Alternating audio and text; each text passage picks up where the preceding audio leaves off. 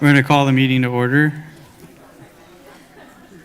Can I get an approval of 1A? Consideration and possible action to declare emergency circumstances and findings.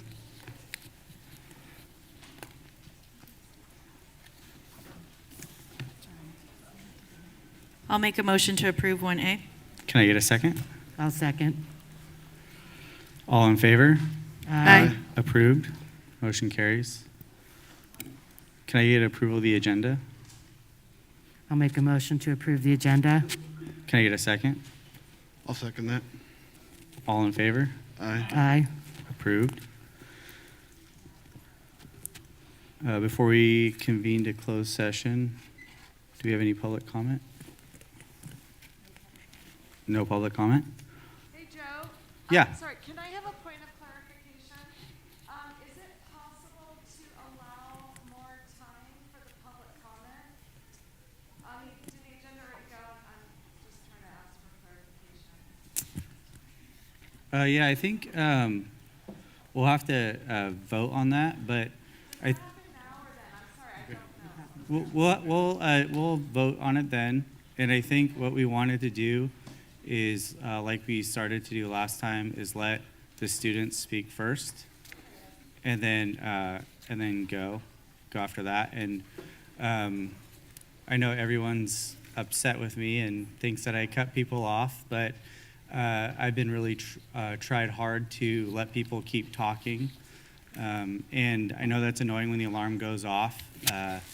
I'm going to try to make sure that it goes off just so people know it's been 2 minutes, so they keep going. I've just been keeping track of time. And I have been always giving time towards the public speaker. So it's always definitely gone over the amount of time.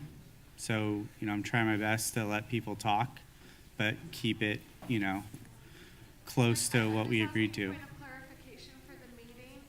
What is the time for public comment? Currently, it's 20 minutes, and when we get to public comment, we'll vote on it, and we'll see if everyone agrees to make it longer than 20 minutes. Okay, perfect. Thank you so much for that. We're going to convene to closed session.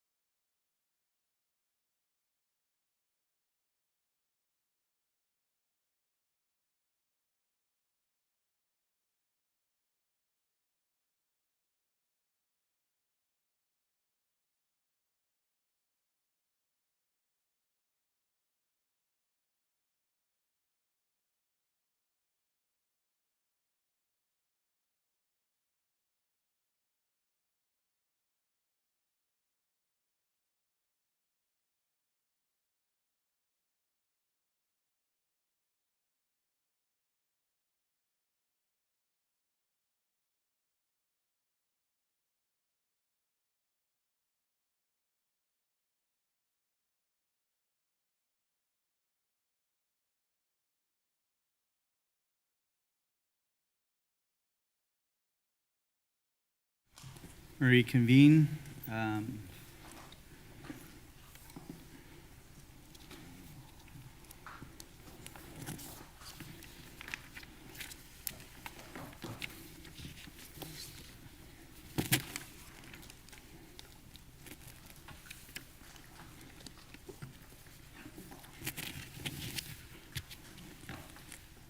We report, we're going to, I think, vote on the closed session items.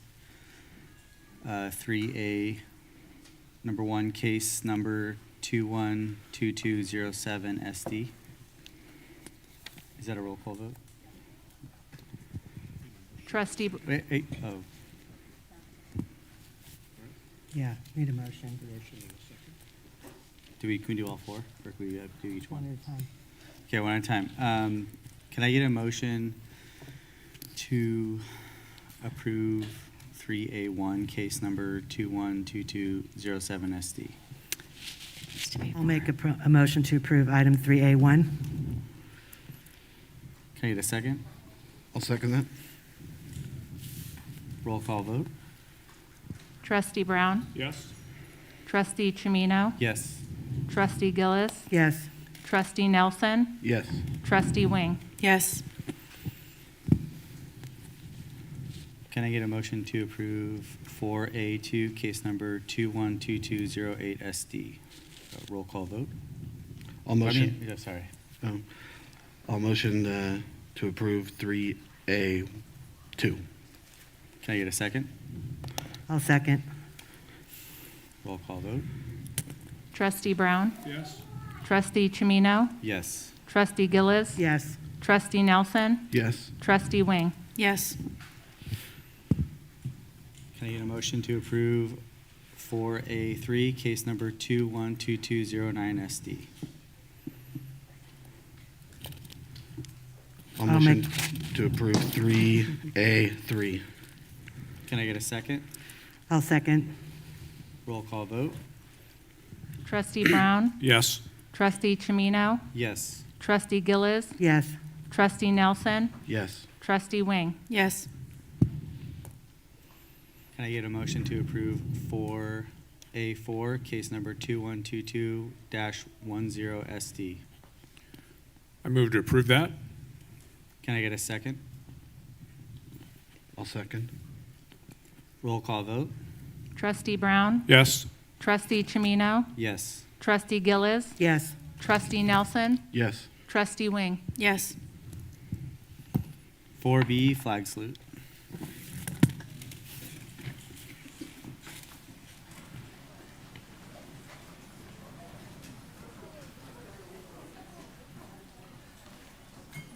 I pledge allegiance to the flag of the United States of America and to the republic for which it stands, one nation, under God, indivisible, with liberty and justice for all.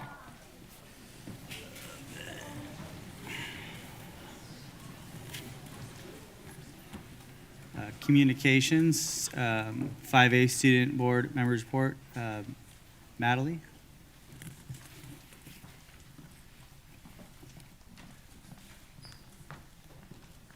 Good evening, everyone, and thank you for having me. The past week at Tech High has been anything but normal. Starting off with attendance, on Thursday and Friday, we had a total of around 20 students. A majority of students have missed regular instruction as they have not attended classes. The start of this week brought in more students as there were around 100 on Monday and 65 today. I can say that many are fearful for their education and the impact of the longevity of the strike. Although such a small portion of our school's population is in attendance, Tech High has remained open with its normal schedule and providing workshops and study halls during school hours. After asking some of my classmates about how they felt about the current situation, many of them found it inspiring that the teachers are showing determination and perseverance through such a heartbreaking time. Most students are in support of the teachers and will support for as long as they need. That is all I have for this report. Thank you for your time.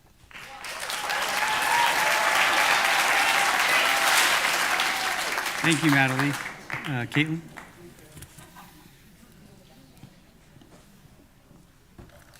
Thank you for having me here this evening. My main report was last week, so this is just a quick update. Because of the strike, we haven't been in school since Thursday of last week, or I should say that we haven't had actual school because of the teacher strike, but teachers have been outside of Rancho and other schools in the districts with signs protesting. The students at Rancho know that campus is still open for those who wish to attend, and our students hope to be back in school soon. Thank you, and I wish you all a good evening.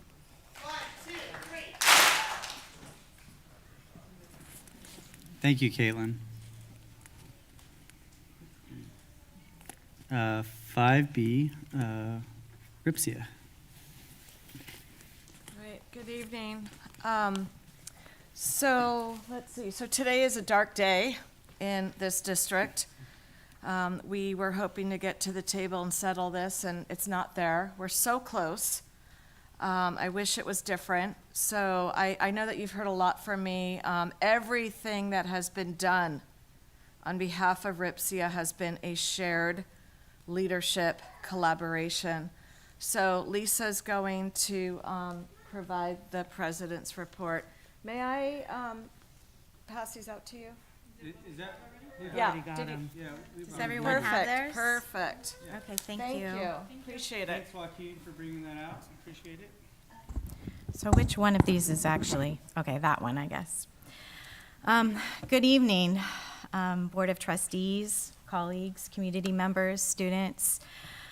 We find ourselves in some very unprecedented times today.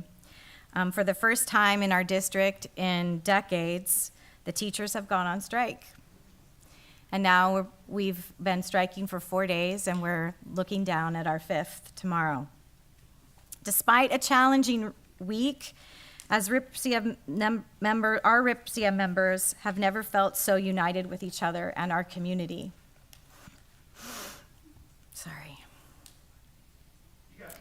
Thanks. It's been a long day. One of the highlights for me this week was just seeing all of us in the district together with our partners and our community members at the library. And it was when we all got together and talked about our unity. And here we are, still united. And you may recall that we did a chant in Spanish, El pueblo unido jamás será vencido. And I still feel that in my heart today, that our city, our community, as long as we are united, we will never be divided. And I would like to extend that to our board and our superintendent. As many of you know, we had mediation today, and that was a step in the right direction. It did not go, quite as we were hoping, but we are still hopeful. And we did drop off some letters to your homes today because it's been very challenging and frustrating for us that we feel like you're only getting information from one side. And we've asked for conversations, and Krissa, you mentioned at the last meeting that you would love to be able to sit down and have a conversation with us, and we invited you, and we were turned down. And so I'm hoping that I would just like to highlight a few things that I sent to you today and share that also with our community because they may not be as familiar with the budget as our team is. I admire and respect the fact that you are concerned about our financial well-being in the district. But I think a lot of your fears are unfounded. And I will tell you why. In the second interim budget report, the district has $6.2 million more in revenue than projected for this school year. The adopted budget was $71 million and change, despite this historic state education budget, and this is only slightly more than the 2019-20 budget, which was 2 years ago. Only halfway into the school year, the district total revenues are now estimated at 77 million, a 6.2 million difference. The second interim budget report also projects over $8 million more dollars in revenues for 22-23 and $8.4 million more dollars for 23-24. At the school board meeting last week, the trustees voiced fears of a state takeover due to raises causing a deficit. Clearly, this is unfounded and avoidable. For the 2021 school year, just for a historical perspective, the adopted budget was estimated to have $62 million in total revenues, but when the budget was finally closed and the unaudited actuals came in, there was actually $72 million, a difference of over $10 million. So the district has a history of underprojecting revenues. And it goes back before your tenure, but this is something that we have really looked at and feel that is part of the narrative that districts tell their school boards. So this was pointed out during fact-finding, but you weren't there to hear about it. Both parties agreed during fact-finding that a wage increase of 1% equals $275,000. So 6% raise, which is what we're asking for in the first year, would be the equivalent of $1.65 million.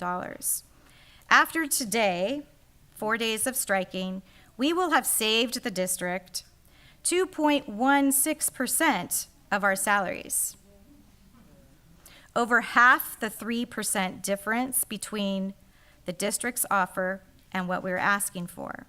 This separates us by 0.83%, or the equivalent of $230,000.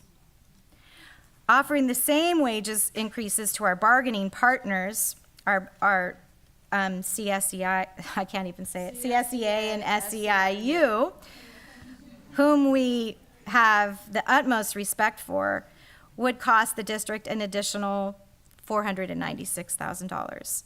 This is minimal expenses compared for the district. And I think our main point is that if you can't find the money to cover this, you aren't looking hard enough. Every year, the district transfers approximately $10 million from unrestricted revenues to restricted revenues to cover special education costs. The district is doing nothing to increase restricted revenues. There are untapped revenues here, such as identifying more unduplicated students. And this is another thing that has been historic. I have a question. Yeah. So you're just saying, like, example would be like free and reduced lunch? Yes. Okay. Yes. Okay. Thank you, Joe. And it's a little baffling to us that this has been going on for so long, and yet nothing has been done to fix it. And I understand the limitations of how things are funded, but this is where you have to get creative. Additionally, every year the district allocates 15% of their budget to services and other operating expenditures. Of this, 90% goes to professional and consulting services and operating expenditures, which does include things like students, special ed students whose services we can't provide, but it also includes lawyers. Additionally, this was under budgeted this year by 63%. We think there are cuts to be made here. The state average budget percentage for administrative salaries is 5.19%. But our administrative salaries accounted for 6.35% of the district budget in 2021 and 6.8% for this year. We believe there are cuts to be made here. We think there are lots of places to be creative and to make cuts which would not tap into the reserves. Okay? And there's time to do it. We acknowledge the ongoing expense of a 6% raise, but we also want you to acknowledge that you don't have to have this budget until June 30th. There is time to figure out how to solve this problem. There are ways to do what's right without draining the reserves. Why is no one looking for other solutions? Why are you not being critical of how some monies are being spent? How can you say that if the money were there, you would give it to us when you're not even looking for it?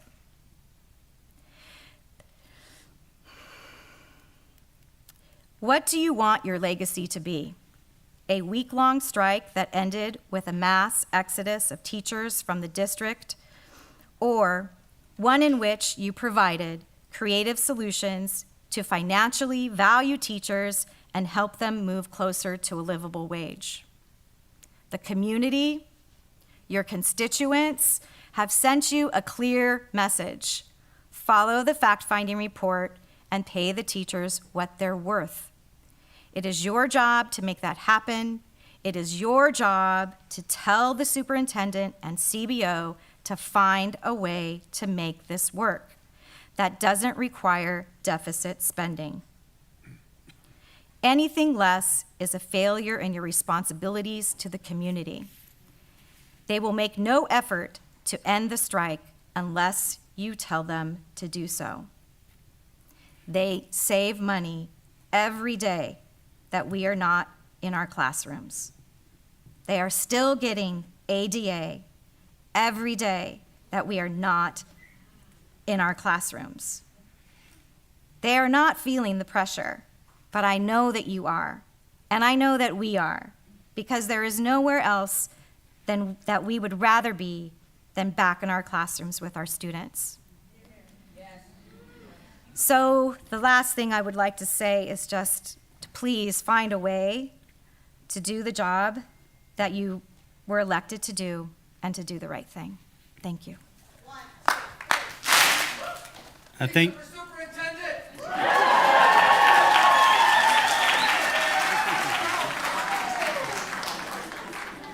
I'd like to say thank you, Lisa, for putting this together and dropping it off at our house so we can study it and ask the right questions.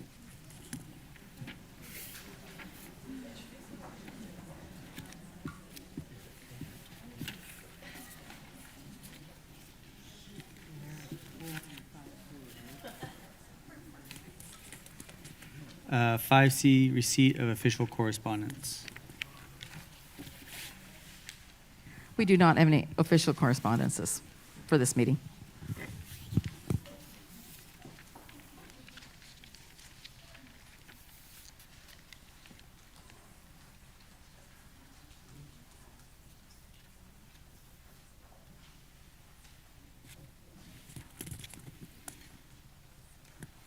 So just a disclaimer for public comment for these items on the agenda. Please note that the meeting is recorded and live streamed at www.crp.usd.org. Members of the public are entitled to speak at any item on the agenda, either immediately after the item is called by the board president or following the background information provided related to the item. Each person is entitled to speak on any agenda item only once at any meeting.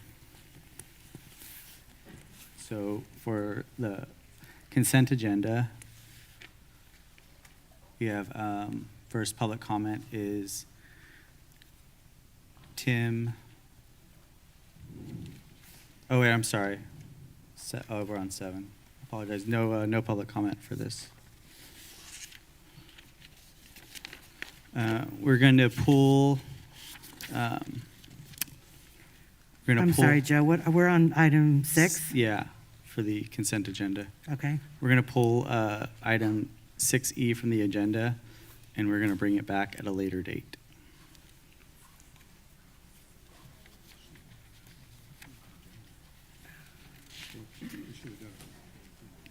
Okay. So can I get a motion to approve 6A through D? I'll make a motion to approve items 6A through D. Can I get a second? I'll second. All in favor? Aye. Opposed? Motion passes.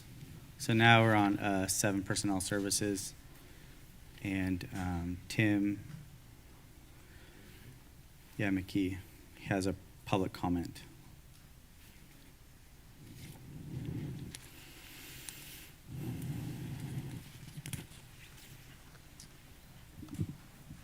Good evening. My name is Tim McKee. I'm a parent. I'm a community member. And as you just heard from Lisa, so wonderfully with the numbers, we're up against some serious business with 20%. I'm sorry, Tim, we can't hear you. I don't think your mic is on. Mic on? Is there a button? Hello, check. There you go. There you go. Thank you. Check 1, 2. I'm a concerned parent. I'm a community member. And I wanted to point out two different things this evening. One is admin positions that were on the docket to be removed. At Tech Middle, for instance, Miss McKenna, the principal, has created a wonderful culture with Miss Lesser, where all the children have been they provide a rock for the children. And I see Miss McKenna outside every morning. She is greeting the students at drop-off. I've seen her in the office, and kids come in, everybody loves that she's there. And to remove this rock of the community and of the school is absurd to me. The other issue I want to bring up is the music positions. I'm a professional, I'm a music instructor, 25 years. I have a music education degree, and this is pretty close to home for me. I want to talk about mental health in our kids from the last 2 years with the pandemic that hasn't been brought up before. It's been pretty rough. Our teachers have been nimble and adapted to providing the service and support that they need. As a music situation for kids learning music, it provides them goal-oriented learning that they carry into all subjects. It gives them pride. It gives them a sense of achievement. And with this mental health situation we've been presented with the pandemic, it's crucial. So we do not need to be cutting music from schools, and we do not need to be cutting key positions from admin. And thank you. Thank you, Tim.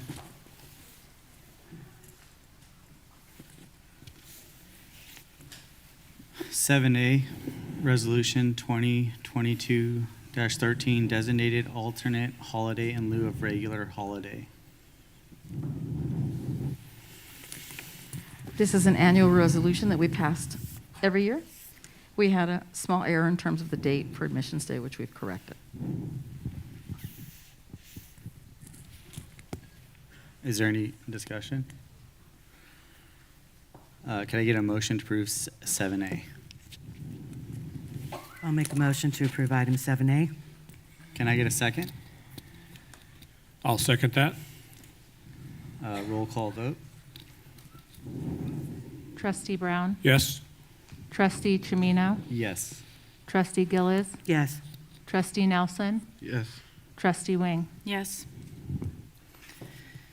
7B, approval of job description revision for Secretary to District of Maintenance and Operations to Administrative Secretary, Facilities, Maintenance, Operations, and Technology Services. We have a staff member that's been doing a combined job in supporting two departments, and we have other position in special education that's similar.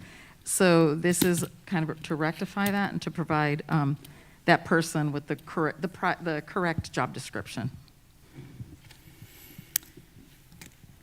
This is maintenance and operation IT CSEA position? Yes, it's a CSA position, And it's exactly. about $11 a day more to move Yes. onto the schedule. Thank you. So I would like to make a motion to table 7B through F, even though it's only $11 a day. I don't want to talk about any raises or change in position until all of our contract employees are settled. So, just a comment, this employee has been doing this work and has not been paid for it for a considerable amount of times.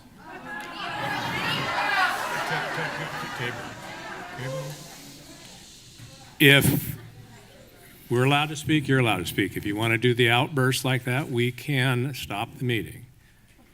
So my comment is, this is like somebody getting paid, not getting paid for their job, and you have a legal obligation to pay that person for the work that they've done. So that's what this is for, is getting the person to, it's not about getting a raise, it's about paying the person for the job they've done. So if someone goes from one step to the other and hasn't been classified right, they need to be classified right. So I would expect that for any employee in the district.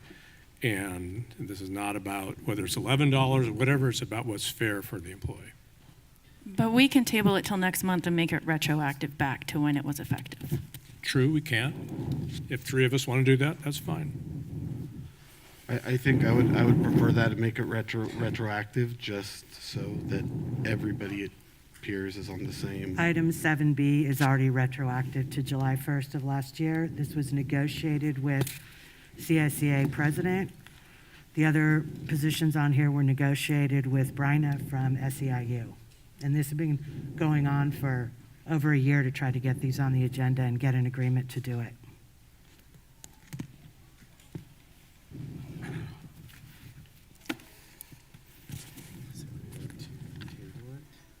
So we've got, sounds like we got a motion and a second, right? To Yeah. table it? Yep. So we just Yeah. need to see if there's 3 of us. Okay, so this would, vote would be to table the raises Well, no, you said No, it A- would be B through F. A through F. B through F. B through F. Okay, okay, so since we have a motion and a second, we'll vote on tabling 7B through 7F Till next month, right? till next month. Until our contracts are finalized with our unions. So, So yeah, I hope next month. well, no, neither one or the other. So, I mean, you either say contracts or next month. Till contracts. Well, wait, well, hold on. Till we get it done with all the unions, or just the current one that's What she But negotiated? said. you said A through, or B through F. So there's a vote to table and there's a second. We need a vote. Okay, all in favor of tabling? Well, hold on. I just want to make sure I know what the proposal was. I was seconding that we table it until next month. Okay, I'll go for next month. I make a motion to table 7B through F until next month.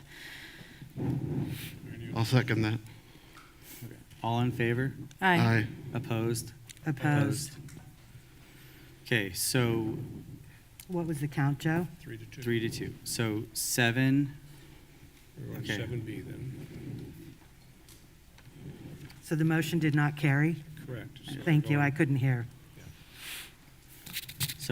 okay, so we know what B is, so we'll go to 7C, approval of Nope. revised. No, we'll go to 7G. 7B because we have to vote on that. Okay, 7B, approval of job description revision for secretary to director of maintenance and operations to administrative secretary, facilities maintenance operations and technology services. Can I get a motion to approve? I move that we approve 7B. Can I get a second? I'll second. All approve. Well, okay. Any other questions? Just make sure that there's. Okay. Good night. All in favor? Aye. Opposed? Nay? Nay. 3-2.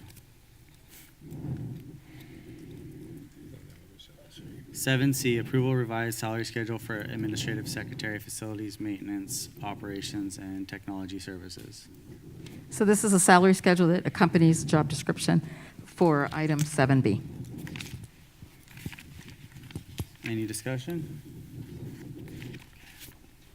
Can I get a motion to approve 7C? I move that we approve 7C. Can I get a second? I'll second. All in favor? Aye. Opposed? Nay? 7D, approval of job description revision for general education instructional assistant. So this is a revised job description, which we worked on with CSEA to reflect the job of our instructional assistants. Can I get a motion to approve 7D? I move that we approve 7D, approval of the job description revision for the general education instructional assistant. Can I get a second? I'll second. All in favor? Aye. Opposed? Nay? 7E, approval of job description revision from English learner assistant to English learner instructional and assessment assistant. Our English learner instructional assistants are now responsible for the LPAC assessment, which requires additional training and accountability in a sense. And so this job description is revised to define those, new practices that they're having to implement. So it's more reflective of the work that they're doing. Can I get a motion to approve 7E? I move that we approve 7E, the approval of the job description revision for the English learner assistant to English learner instructional and assessment assistant. Can I get a second? I'll second. All in favor? Aye. Opposed? Nay. 7F, approval of revised salary schedule for English learner instructional and assessment assistant. This is the salary schedule that accompanies the job description, and it's really to reflect the change in the work conditions. Can I get a motion to approve 7F? I move that we approve 7F. Can I get a second? I'll second. All in favor? Aye. Opposed? Nay. 7G, ratification of general education instructional assistant, MOU, and English learning assistants to English learner instructional and assessment assistants, MOU. So this is an MOU that describes the work that we have engaged in with SEIU to make sure that the job descriptions reflect the work that our staff is doing. Is there any discussion, questions? What happens to the work if the MOU is not approved? Good question. Basically, this is an agreement that we entered into with SEIU to basically do the work of the job descriptions. Okay.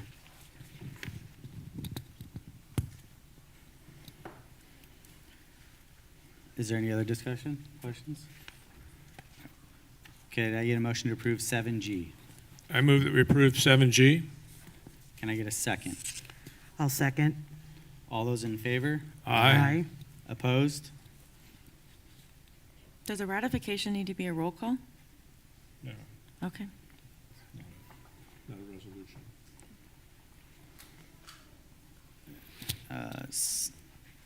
8, business and operations services. I don't see any public comment. 8A, roof rehabilitation project at UELF. So a notice inviting bids was advertised in the Press Democrat on February 25th and 28th for a roof rehabilitation project for K-Wing, the office and multipurpose room at University Elementary at La Fiesta. A mandatory bid walk through was scheduled on March 1st. Johnson Roofing Inc. was attended the walkthrough. Sealed bids were opened at 2 p.m. on March 10th. Johnson Roofing Inc. submitted the only bid. The cost of the project is $159,665 and will be paid from the 2016 bond authorization allocated under the deferred maintenance category. Any questions? I do have a question on this one. It does say that the work's to be completed within 47, and then in parentheses, 49 consecutive calendar days from the date specified. Are they going to be starting work during the school year, or is this something they start like at the beginning of summer?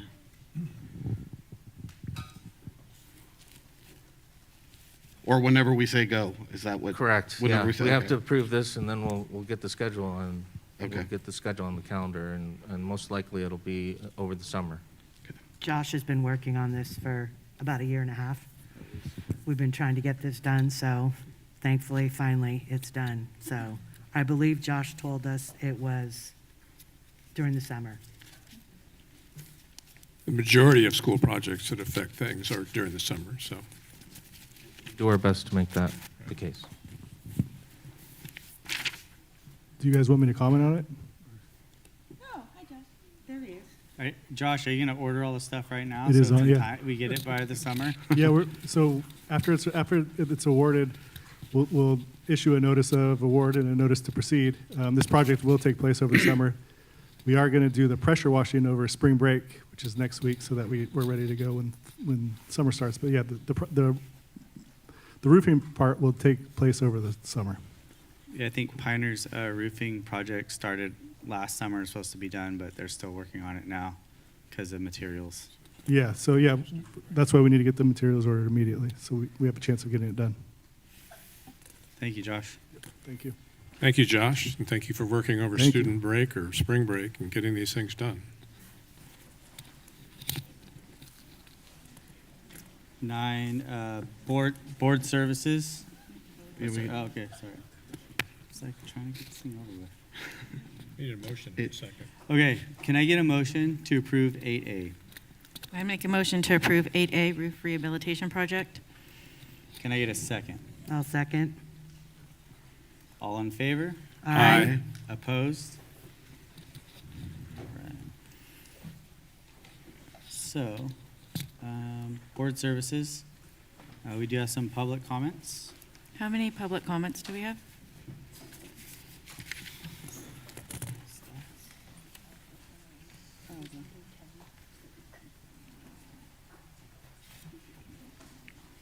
So what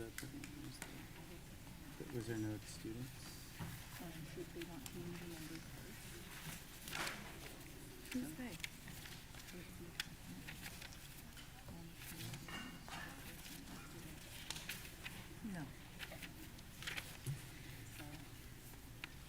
How do you know which ones?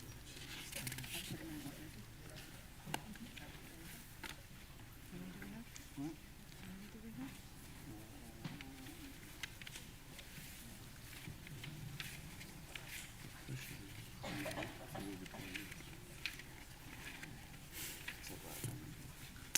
So I suggest that we have our students go first, and then anybody that hasn't spoken at a previous board meeting, and then whoever's left.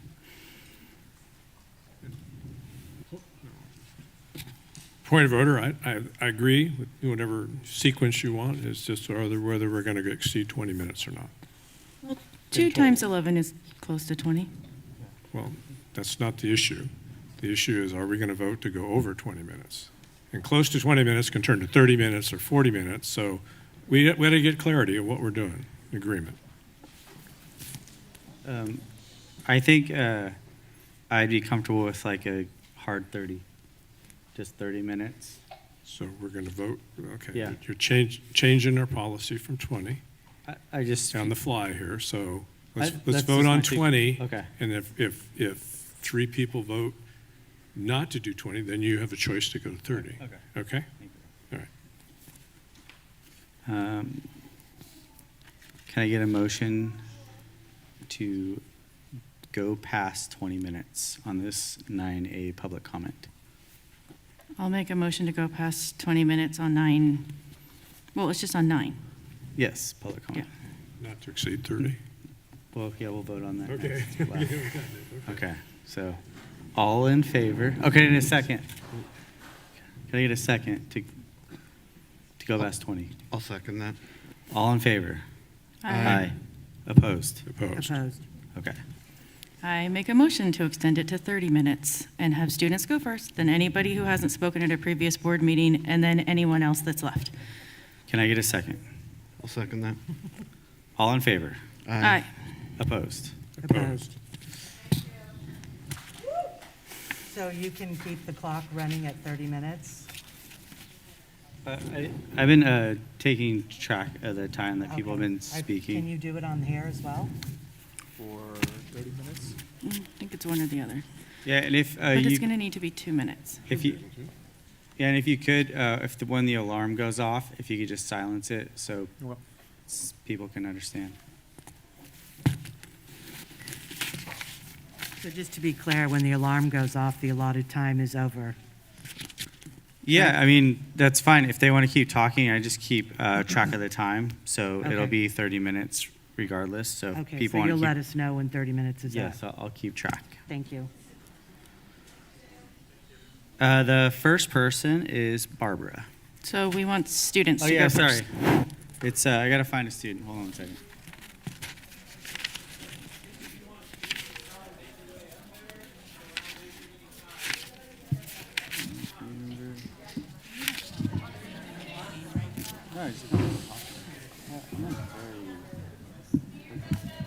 You can probably.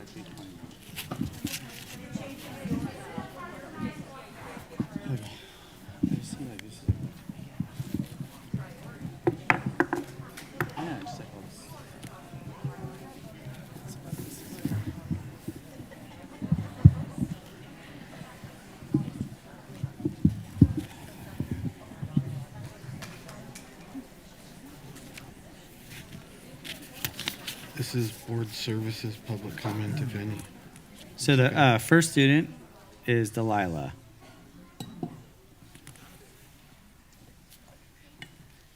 Okay. Hello, my name is Delilah Bandolin from University Elementary at La Fiesta. And one sec, let me just get this open. First time speaking, so I'm pretty nervous.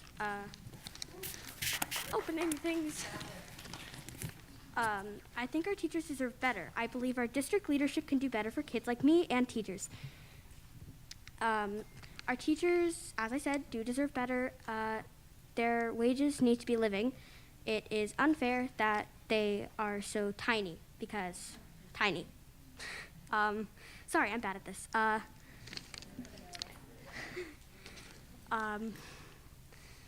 So, wanna do, okay.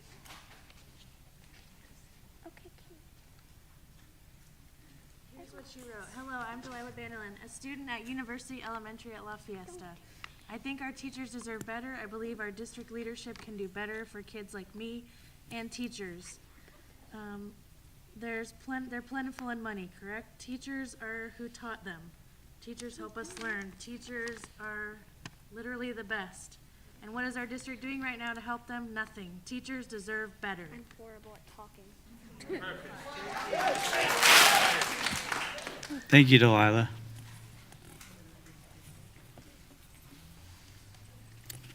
Jessica.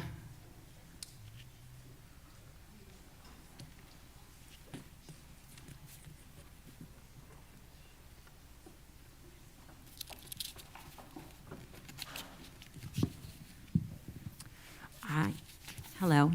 Good evening. I am reading a letter written by a phenomenal third grader at University Elementary at La Fiesta who has joined us out on the picket line for many days. Excuse me one second. I didn't know I'd be numbered the second person here. Hi. Now I'm going to get to the point, and you probably know what the point is. You won't give the teachers a raise. Look, I was there part of the time that night on March 8th, and you know what? I am mad at you. My teacher isn't teaching me currently because you won't give the teachers a raise. I hope you feel bad when you read this. Why?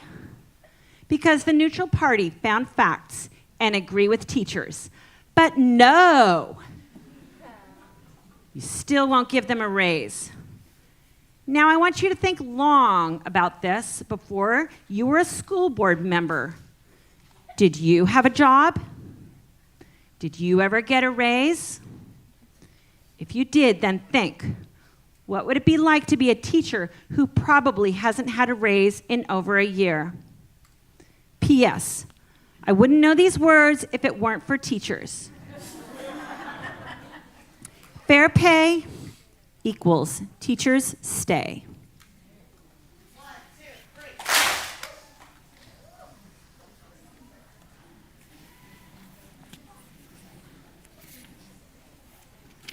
3. I think that's it for the students, unless I'm missing someone. Okay.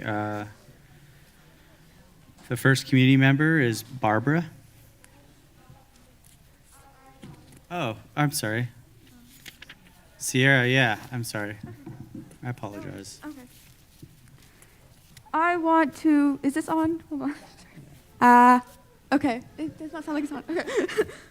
I want to start off by saying that I am scared. I am anxious to get back into a normal classroom, and I am worried about the state of things once we do, and I'm worried about the state of things if we don't. I have talked with several of you trustees, and I believe that you and I share the same goal. I will share empathy with you because I don't think that we are enemies. I know you to be deeply concerned, but I know my teachers more. In school, we have learned about equity. You say you want to equitably distribute raises, and I wholeheartedly agree with that. However, prioritizing those with few needs the same as those with many is not equity. Equity is providing students who need it with 504 plans and IEPs. Equity means grading on a curve so that things are distributed in a fair and sustainable way. It is giving a salary increase to positions that are not paid a living wage before giving one to those that are. I'm not here to bring my expertise. I have none. I don't know how the individual salaries or how any of this works. I haven't even taken economics yet. That will happen next year.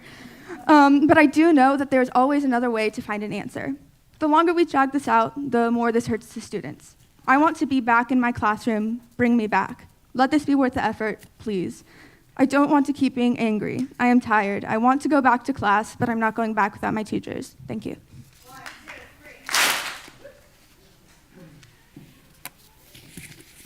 Thank you, Sierra. Barbara.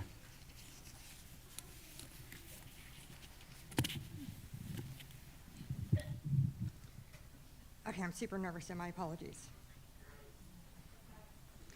Barbara, we can't hear you. The members of this community have endured with patience and understanding the closing of their school for nearly a week. This situation is nothing short of tragic. Not only has the reputation of our district suffered because of this action. Hey, Barbara. I'm not trying to interrupt you, but can we turn up the mic, please? Yeah, I'm going to let her talk, and I'm not going to hold her. I just want to hear what she has to say, and I can't hear, so I'm asking them to turn up the mic. Thank you. You can start over again, Barbara, if you want. Hey, can you hear me? Okay, the members of this community have endured with patience and understanding the closing of their schools for nearly a week. This situation is nothing short of tragic. Not only has the reputation of our district suffered because of this action, but the future of public education in this community is hanging in the balance. Frankly, this strike can only be settled by compromise, and we can't operate schools without teachers, and we can't operate the schools in this district without the teachers who are on strike. There's a teacher shortage everywhere, and we should want the teachers we currently have. If we want good teachers, trained teachers, skilled in their work, if we want teachers to engage and inspire our children, then we must pay the bill. The only kind of politics which should be played in, the only kind of politics which should play a part into this present crisis is a politics of shame, that it should have never come to this. And I am trusting that each of you will correct this. I trust we will recognize that this strike that was called and the action of the school board which forced the strike was the result of your failure to meet the needs and the requests of your community. What strikes me in all of these conversations and speeches is the passion to teach, the passion to make the world a better place for our children in our care, the passion that I see in those teaching our children. I won't say I'm surprised because it's always been obvious to me that our teachers care, but it's nice to have this belief confirmed. Day in and day out, our teachers do the best they can to help our children grow, learn, and develop. And I think I can honestly say I've yet to run into an educator that says anything different. Our children spend more time with the wonderful teachers in this district than they do at home. This strike is completely on you and your lack of leadership, your lack of fiscal responsibility, and your lack of accountability. Our children have already lost so much over the past 5 years, from fires, a pandemic, online learning, lost promotions, graduations, missed proms, homecomings, stolen memories that are a rite of passage for these students. Still being made to wear masks, social distance, forced COVID testing in order to play sports, and now the teachers were left with no choice but to strike. This is because you can't seem to figure out how to make these teachers a priority. How do you not see this? You know what isn't a priority? The district office with all the administrative staff, the superintendent. But you didn't think twice about giving her a raise. These teachers have been waiting for over 10 months. This strike can end today if you would just come to the table and give the teachers what they're asking for, what the fact finder said the district could afford. Which, by the way, in case you didn't know, you gave them the numbers. You're spewing lies to the members of this community and expecting us to believe you. I think at this point, with a 12% attendance rate last Thursday and Friday, you know damn well the community's backing these teachers, the community that elected each and every one of you. Stop the madness. You agreed to have a neutral fact finder review everything. Stand up, do what's right. Nothing below the fact finder report is acceptable. 6%, 5% COLA. Thank you.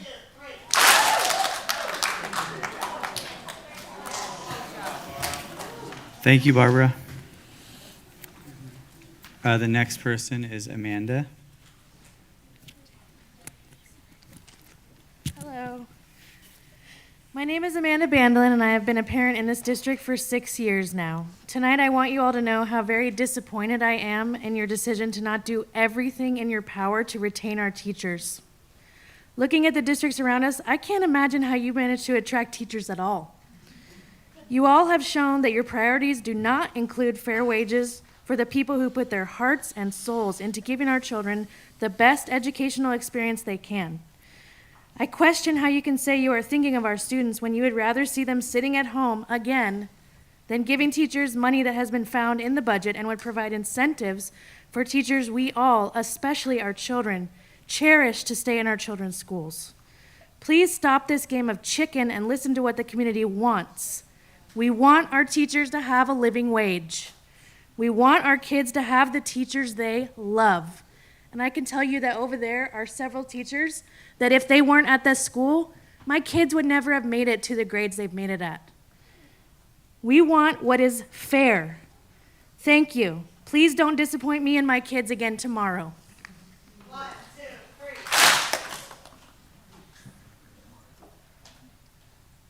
3. Thank you, Amanda. Oh, go ahead.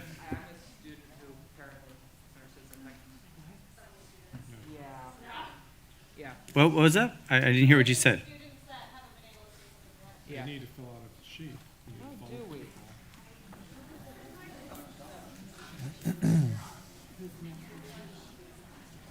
Heidi, please.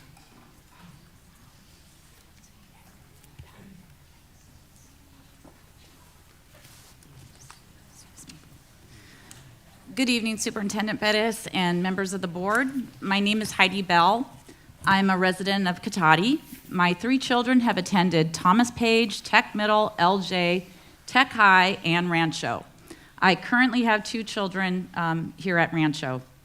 I have witnessed firsthand how committed and dedicated the teachers of this district are, and I feel very fortunate that my children have been enriched by so many amazing teachers. I come here tonight to show my support for the teachers. I get a sense that many are feeling tired, frustrated, and deflated. I am also a teacher here in Sonoma County, just 15 minutes down the road. And so I brought with me today a copy of my salary schedule and the one from this district. And I believe I have the current district salary schedule, 2019-2020 is what you guys are working off of. So I just wanted to point out some differences. First of all, the top paid teacher in this district has to have 24 years of service credit and 75 units beyond their bachelor's degree to make $85,810. In my district, you only need 14 years of service credit and 60 units beyond your bachelor's, and we make $99,537. Which, by the way, my district has done away with the 10-year service credit cap that many districts have when teachers want to bail from one district and come to another one. And so if you have 13 years of experience and 60 units and you want to make $99,000, you can come to my district. Also, my district is getting 5% more for next year, which is going to put us at $104,000. So when I do the, and I'm sorry, I do feel a little embarrassed to say that I make that much, but then again, I shouldn't feel embarrassed. You guys should feel a little humiliated that you're not paying your teachers that much money. When I look at what a teacher in this district makes at year 14, 60 units, which is my top, they're making $69,526 for a difference of $30,009 a year. And I bet every single teacher in this room would like $30,000 more in their paycheck.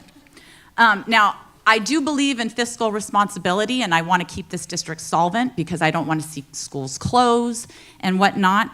But I really am asking you guys, If you want to keep these teachers, because there's other districts that are going to start competing for them, if you want to keep them, you got to pay them. You got to make them a top priority. I've been living in this community a long time. This district has never paid teachers what they deserve. You have always been one of the lowest districts in this county. I would never come work here, and yet I would love to work here because this is my community. This is where my children are. But I got to pay the bills. I can't make it off of what your teachers make. So make them a priority. This is important, or you're going to lose them, and we will gladly take them. Thank you very much.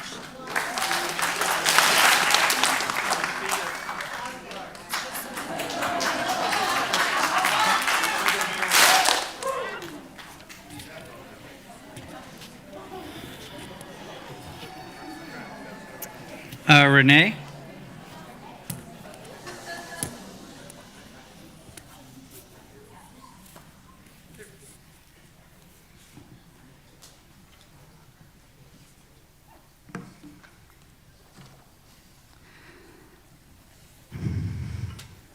Hello, my name is Renee Olson, and I'm a parent of 3 children, a second grader, a kindergartner at University Elementary La Fiesta, as well as hopefully a future UELFer.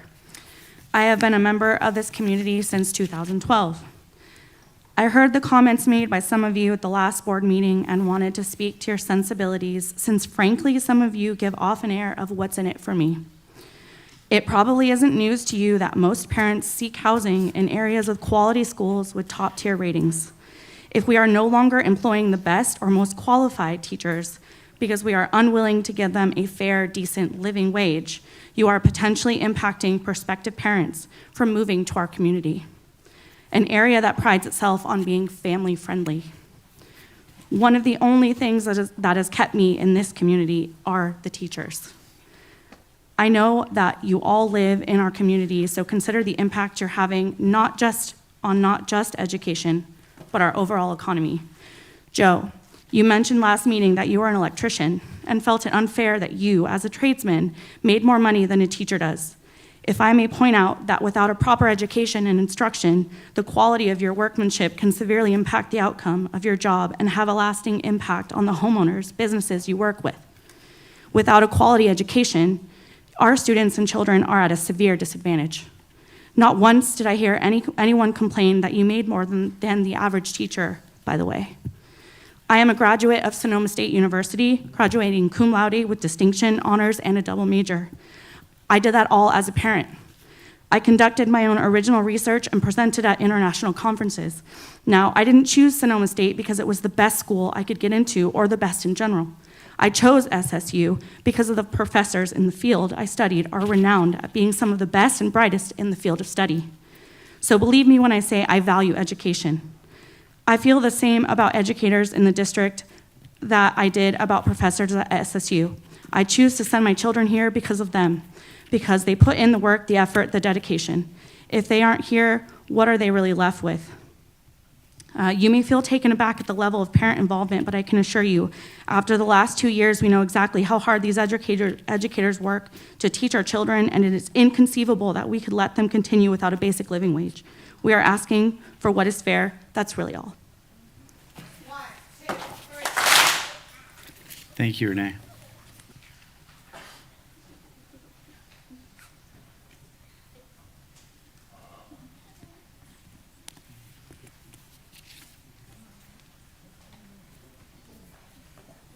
Molly? Good evening. I'm Molly Badow, a mother of 3 children in this district. And I'm just so sorry for our teachers and our children that this strike hasn't been resolved yet. I will say the longer this strike drags on, the more I've learned and the more questions I have. A spreadsheet with a few selected columns and rows only leaves me with more questions about all the missing pieces and, quite frankly, insulted. I know I'm not alone as a community member with curiosities about how we found ourselves in this situation. This didn't happen in 10 months. It took years to get this far behind. And beyond the resolution of this strike, we will be expecting answers. If this truly comes down to funding, what can be done to change that? Who are the appropriate people to be improving that? Simply saying school funding doesn't allow for our teachers to be fairly paid is unacceptable. I chose to raise my family in Rohnert Park because I love this town. This town was seeded for families, and we deserve for our children to have great education and these incredible teachers. But having incredible teachers isn't sustainable if they aren't valued, and let's face it, money is value. As a community, we do our best to support them, but that isn't enough. Target gift cards and coffee does not pay the bills. But this is more than our teachers. This is also our paras and our aides and our janitors and so on. This trickles down, and none of them are being taken care of. I'm sick of running errands and my kids pointing out their teachers and school staff at their second jobs. I'm sick of having that conversation with my children. Please do the right thing and get our teachers back in their classrooms. Thank you, Molly.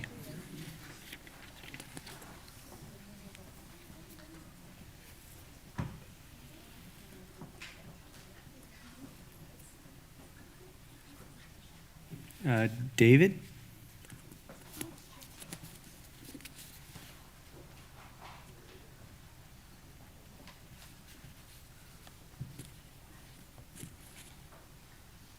Davida with an A. Yes.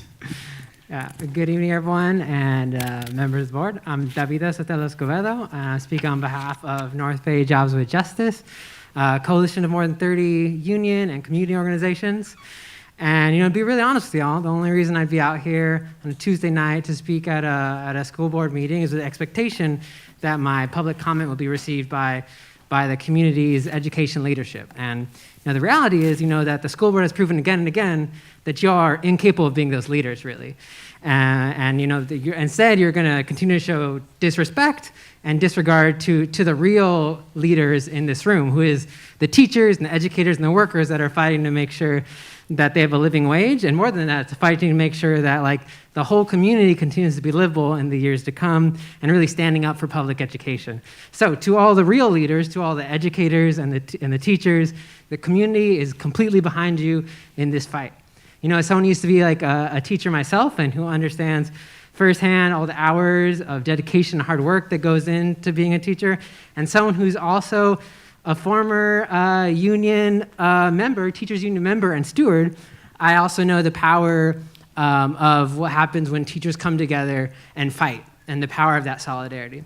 And I really feel that power here tonight, and I feel that power every time I'm with you all on that picket line, and I felt that power before. I felt that power, me and my coworkers stood up and fought for a hard fight for a contract renegotiation, a fight we won, by the way, because it turns out, surprise, surprise, the administration had the money for the basic demands we were asking for all along. So you all keep on fighting. The community's got you in this. And so on behalf of Jobs with Justice, if the board's really going to choose to continue disrespecting teachers, continue to choose to disrespect the real leaders in education in our community, which is you all, well, then there are, workers and community members from over 30 Jobs with Justice organizations who are going to keep grabbing a picket line and be out with you all on the picket line. And we're going to be out there every day and keep fighting with all you all until you all win what you deserve. Si se puede. Thank you, Davida.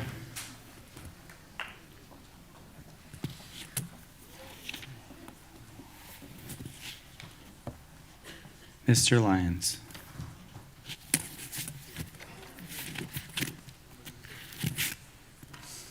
Good evening, members of the board and the community.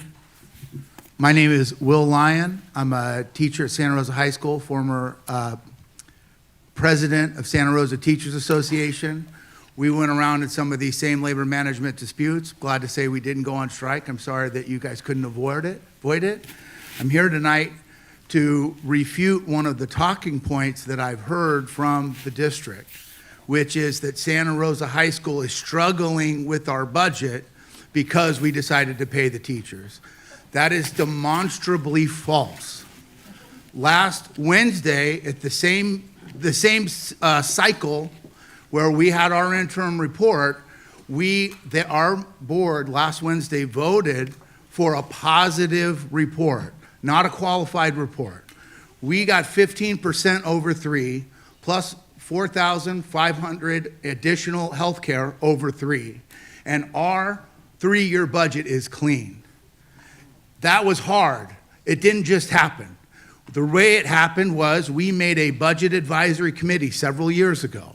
It's got members of both unions. It's got members of administration, both site and district office, and community members and parents.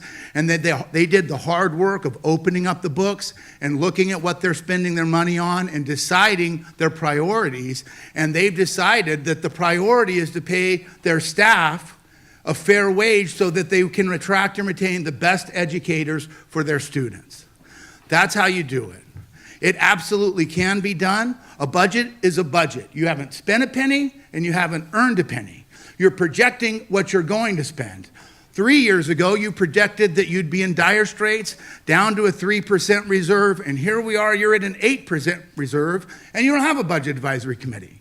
Imagine what it would do if you had this much energy focused in on how do you prioritize students and staff for this community instead of having a fight with a strike. I implore you, each board member tonight, vote this down. And when you say why, you say, I cannot vote for a budget that doesn't prioritize students and staff. Thank you.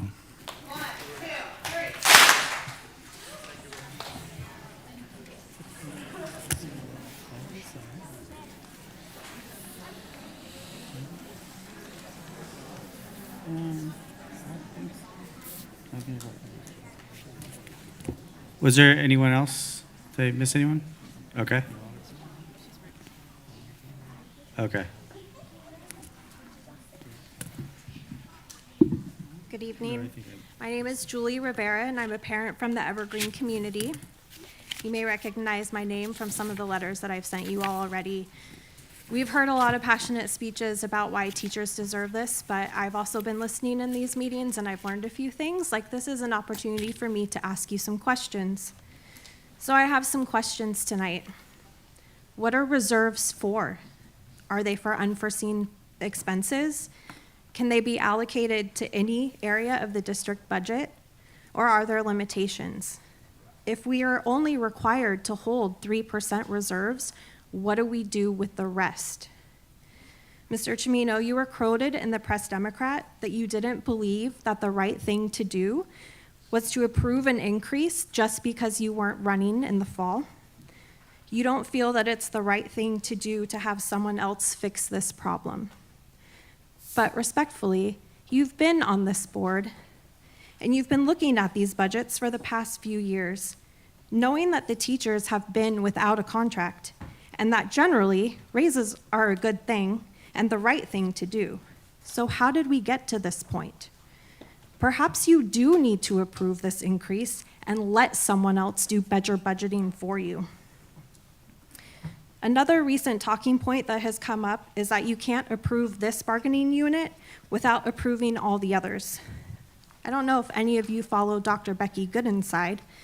She's a child psychologist who's amassed a large following over the last few years to help parents help kids with big feelings. Just this morning, she had something on navigating fairness, that we tend to think of fair as being equal, but really fair is about knowing and responding to a need, how one person's need might be different from another person's need. We have heard plenty of people come up here and discuss the need for this particular increase, but I haven't heard from any of the other bargaining units that say the same thing. In fact, I've heard it pointed out many times that they're already at or above state averages. So, are the needs the same? But let's just say we do have to lump everyone together and increase them all. Fine, do it. Do it and then plan better and examine your overages and do better going forward. Look at programs or services or legal fees that we can cut in the future and not overspend on. But you don't seem to be doing much questioning, and that is why we are all frustrated. This district is nothing without the educators. You cannot say that you value the students if you do not show that you value their teachers. So to all the educators in this room and in this district, our family sees you, We stand by you and we will support you. Thank you.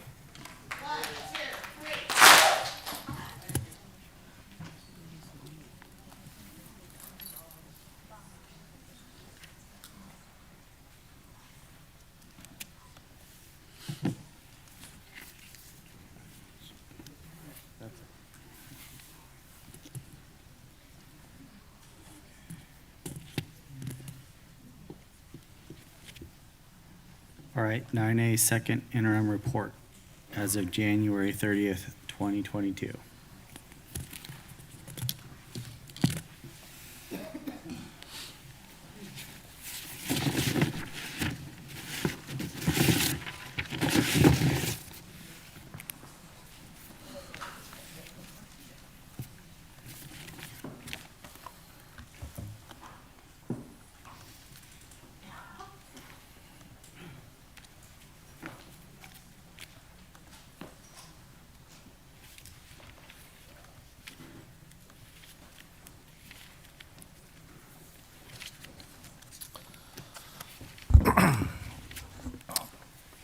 Good evening, everybody. My name is John Bartolome. I'm the Chief Business Official for the district. I'm here tonight to present the second interim report for the district.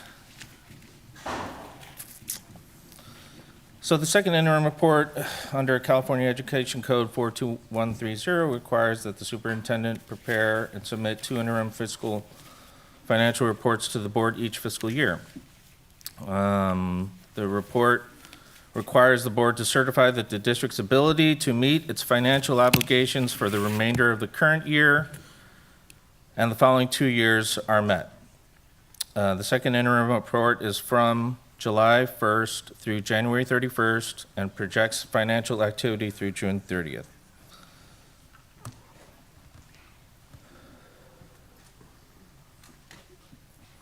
So the process simply is that the district updates the budget for changes in revenues and expenditures since first interim using the most current information available and update multi-year projections using the most current assumptions.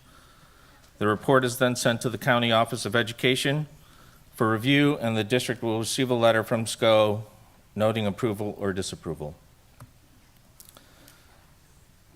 So just in terms of where we are within the state budget process, it's obviously March 15th. So in April, we'll hear the statutory COLA recalculated. We're currently using, I'll look over this in a minute, but we're currently using what the governor proposed and the Department of Finance agreed with at the time. And then in May, we'll get a May revise from the governor, which will give us probably different information that we use to create our budget for, and similarly, technically a third interim because you're also updated on our current budget also in June. Any questions about that so far? Thank you. Go ahead. Not to really put you on the spot, but I keep going back and forth on the different COLAs for next year. Yeah. There's a one that's a little bit over 6%. Yeah. And there's the 5.33. Mm-hmm. So they come from 2 different offices, correct? Correct. And as a standard practice for all districts? We use the Department of Finance number, Okay. which is also what the governor told us in his January proposal. And then I guess next month it will be The LAO, which is where the 6.17% number is coming from, is, probably something the governor uses and the Department of Finance uses to make their decision on what the COLA is. But in May we're going to potentially hear another one, but we don't actually know what the COLA will be until after the state passes their budget, which is after we have to adopt ours. So I just want to be clear on Yeah. just the 2 different I mean, numbers. that's just more information about the COLAs if you want to know. Anything else? You good? Thank you, John. All right, so planning factors for 21, 22, and the multi-year projections. A lot of these are funding factors. Again, we talked about the COLA already. 5.33 is what this report is based on. and the out year is 3.61. As you can see, there's some increases to some pretty big expense items, which are pensions for our employees. So we're seeing and these are the most current information that we have. In 22-23, STIRS, our contribution to STIRS will increase over 2% and PERS over 3%. And if you think about that in terms of a dollar, that's now 2 cents more that we're paying for every dollar that we pay out to a certificated staff member, and 3 cents for every dollar that we're paying more for every other employee that we have. Some other things on this sheet, you'll see I'll talk about enrollment first, because that is one of the big drivers of our funding. As we talked about, or we talk about every month, enrollment has been up this year, and it almost hit 6,000 kids. But what we get funded on is the average daily attendance. So not every kid comes to school every day, although we'd like them to. So we get that percentage, and historically it's between 94 and 96% of kids come on average every day, and this year we're experiencing a lot less than that, and that's due to many factors. COVID,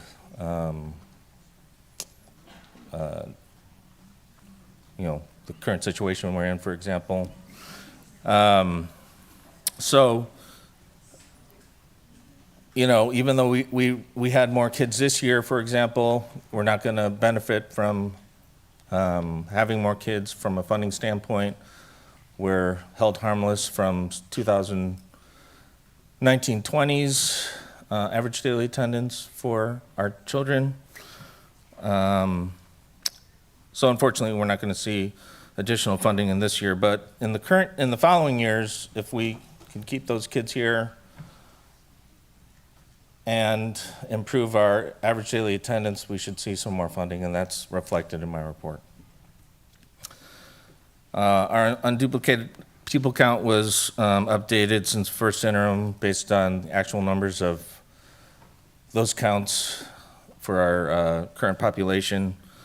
So you can see the 3-year rolling average is declining a little bit based on the participation of of that information this year.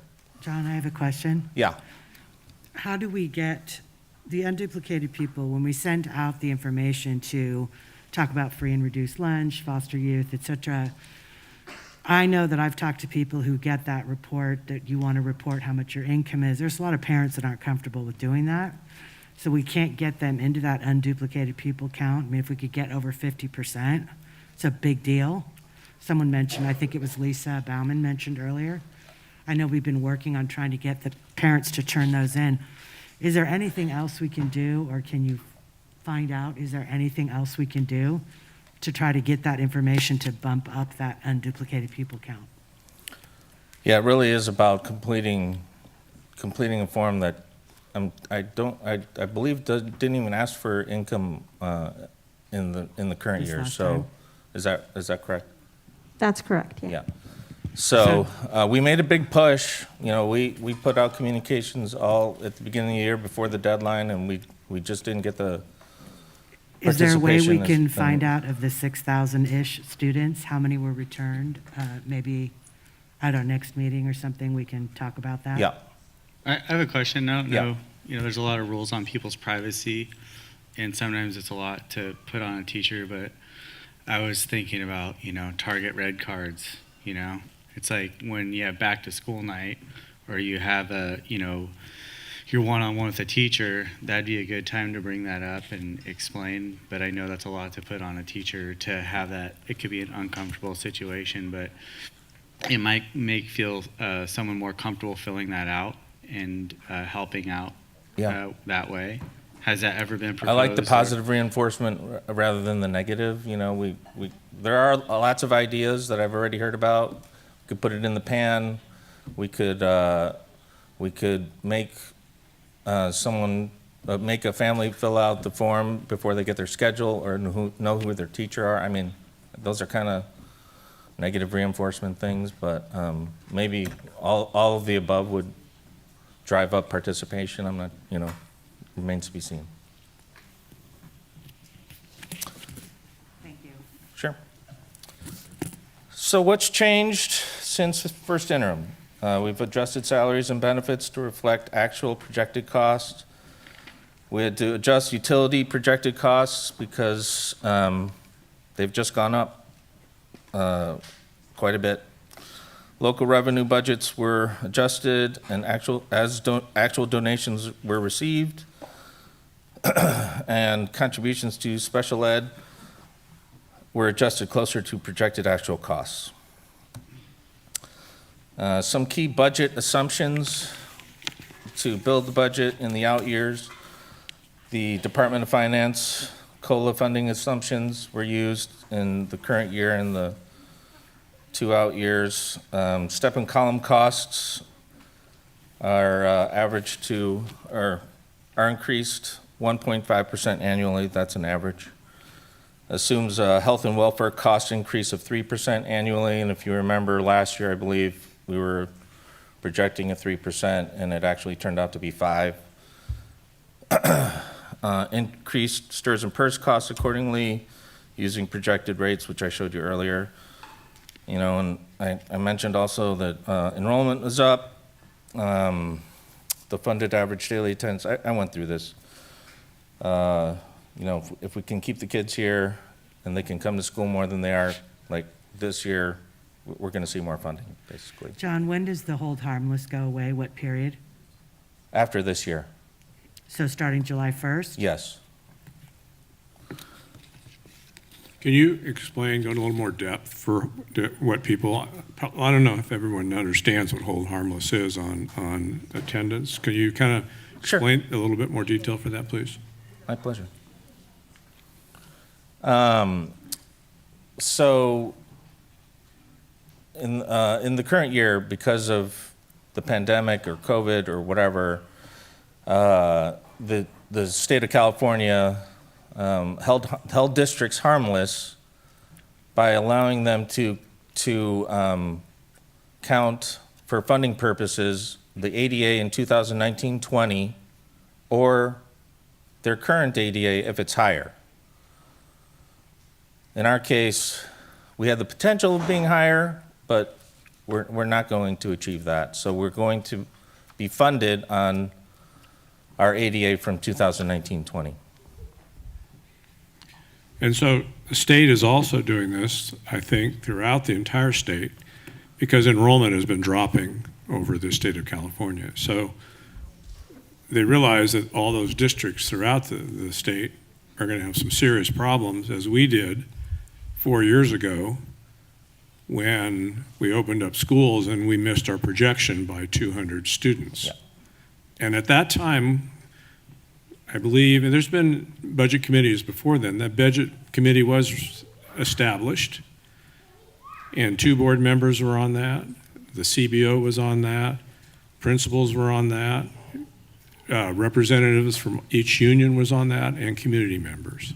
So Mr. Lyon said earlier that we don't have that committee. We do have that committee. We do. And that committee did come together 4 years ago to deal with the fact that we're going to have to cut $1.5 million type of thing, and then looked at alternative ways. So I just want to make that clarification that that committee is here, and it is something that, that we're currently working with. So again, these aren't points that I haven't pointed out before, but our district unduplicated pupil count is well below the 55% threshold for concentration grant funds, which in the current year, many districts benefit from, because that's where the governor put quite a bit more money to give to districts. So the district does not project to receive any of these funds in the foreseeable future. Labor negotiations have not been settled for any labor group, so no costs for salary settlements are included in the multi-year projection.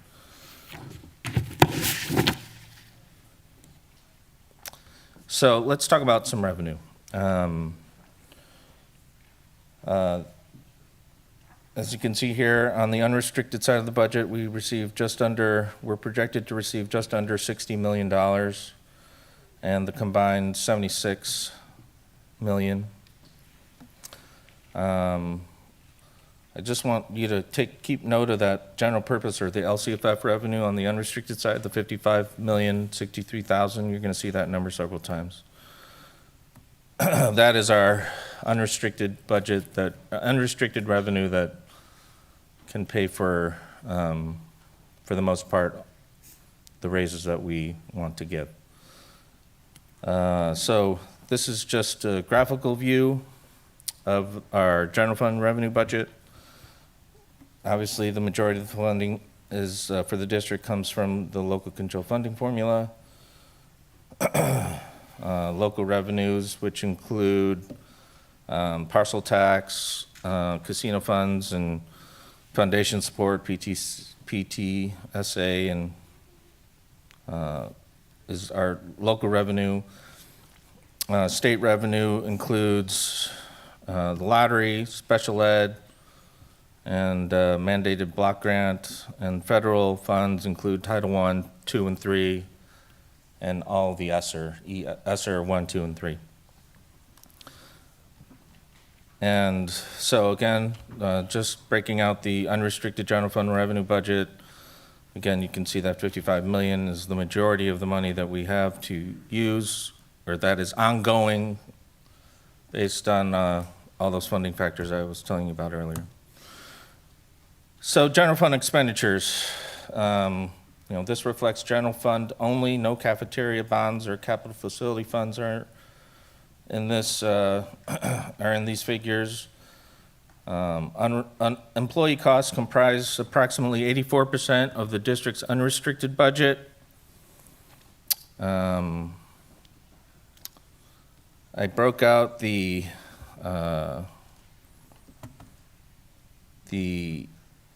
certificated and classified management salaries, of which 43 FTE of certificated and class management are included in that number. So other services and supplies, I know that was pointed out a couple times tonight, but of the $7 million in unrestricted funds, just as an example, we've already spent or encumbered $5.7 million of that amount to date. And then that leaves about, and we've spent just under $8 million of the restricted side in just other services and operating expenditures to date. So we've all, we haven't paid all our utility bills yet, which is probably going to be the difference in the unrestricted side. And I just thought I'd point that out. So, Hey, John, yeah. how many utility bills do we have left to pay? 4 months. 4 months, yeah, March. I'm sorry, Michelle, what was your question? I just wanted to know how many more months of utility bills we had to pay. I didn't. Through June 30th, right? No, I know. Just the way it was presented, I thought maybe we have to pay them forever. have a but lot more than that. And For John, this year, it's 4 months. So John, I had just kind of like a question about certificated salaries, restricted combined. So that means the difference is money that salaries are paid with restricted money. So like if they The were difference paid would with be yes. ESSER funds, probably the majority of that is special ed. Correct. The The money that we get majority for of that is special ed. Yeah, so a majority of those funds, so it's not all general funds that are paying for salaries. There is a decent amount of funds that are not general funds that are paying for salaries. The majority of that is special ed. So I just want that to be clear. There aren't a lot of positions that are paid with any other monies on the certificated side. And Yeah, classified certificate, I'm just saying Yeah. salaries in general. yeah, okay. So that restricted funds for SPED is about 11 million, but that's SPED and the 3% deferred maintenance, correct? Yeah, I'll get to that. Okay. I just wanted to, I don't know if you know off the top of your head, I know we put money from restricted to unrestricted for SPED because we don't get enough funding. Correct. And we also have that continuity of care, or Maintenance whatever of they call effort, it. yeah. Yeah, where we have to spend the exact same amount on SPED this year as Per we did kid, last yeah. year. Which, so you can't really figure out how you're going to cut costs when they won't let you. Mhm. How much do we add from the general fund to the restricted fund to the general fund to cover the shortfall of special ed? I can't recall off the top of my head if it was 3 million. I know it was a lot. I'm sorry. You Can you know, ask we me don't again? have enough in the restricted. I know we don't have enough restricted funds to cover the SPED costs. Correct. So we have to transfer additional funds to cover that SPED. Yeah. That's what I meant. I'm sorry. Unrestricted to restricted, yeah. restricted. That's what I meant. I'm Sorry. glad to talk about that now, if you That's want. fine. It's- Just go yeah. do your thing and Okay. I'll revisit it if we need to. Thank you. Wait, John, can you go back? So we have the unrestricted, and there are no one-time monies in the unrestricted, correct? Correct. So we do have a handful of people, some are, I don't know if any are certificated, but definitely classified management, that are currently being paid with one-time funds. Is that correct? Yeah. Well, some of them are classified, though. Right, but it's coming out of the combined. The difference between the combined and the unrestricted is the restricted. And so the answer to your question is yes. But a lot of that is one-time money. Some that of we it will- is, yeah. Okay. One-time revenue accounts for 5.5 million. Thank you. That's what I wanted to know. And John, just clarification. I love grants, I love one-time money, but once you establish a program, a teacher, something with one-time funds, when the one-time funds go away, you have to do the discipline to get rid of that and not dip into your general funds to continue to do that. Because when you do that, you take away from other money to run That's the best to run the practice, machine yes. type of That's the thing. best practice. And then just a side note, I can remember when our utilities used to be about $40,000 a month.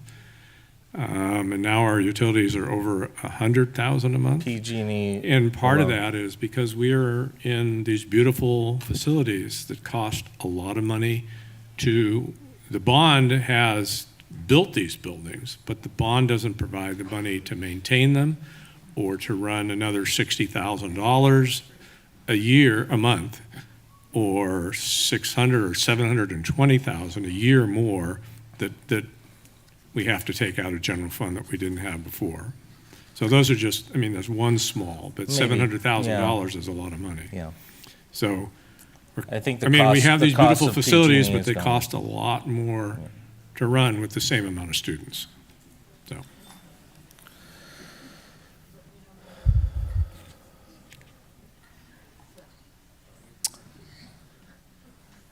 All right. I've shown you this before, but it is the expense categories. I know I pulled out the management salaries, so that doesn't, may not apply. But services and other operating expenditures includes insurance, utilities, repairs, contract services, internet, phone, copiers. Did I say transportation? Transportation, it's in there as well. So there's a lot of expenditures in there, not just lawyer fees. So graphically, this is what our unrestricted general fund, this is how our unrestricted general fund is spent. Obviously, again, I said 84% of our unrestricted budget represents our costs that we pay to people. And then the general fund combined expenditures graphically. So there was a small net change to our fund balance in our unrestricted budget since first interim. We were projecting a $75,000 surplus, and we are winding up with an $89,000 surplus as of today. That's before any salary contract negotiations are settled. The big changes are, as you can see, our LCFF funding was adjusted down a little bit because of the unduplicated pupil count, 3-year rolling average, and we increased our lottery income based on some new information.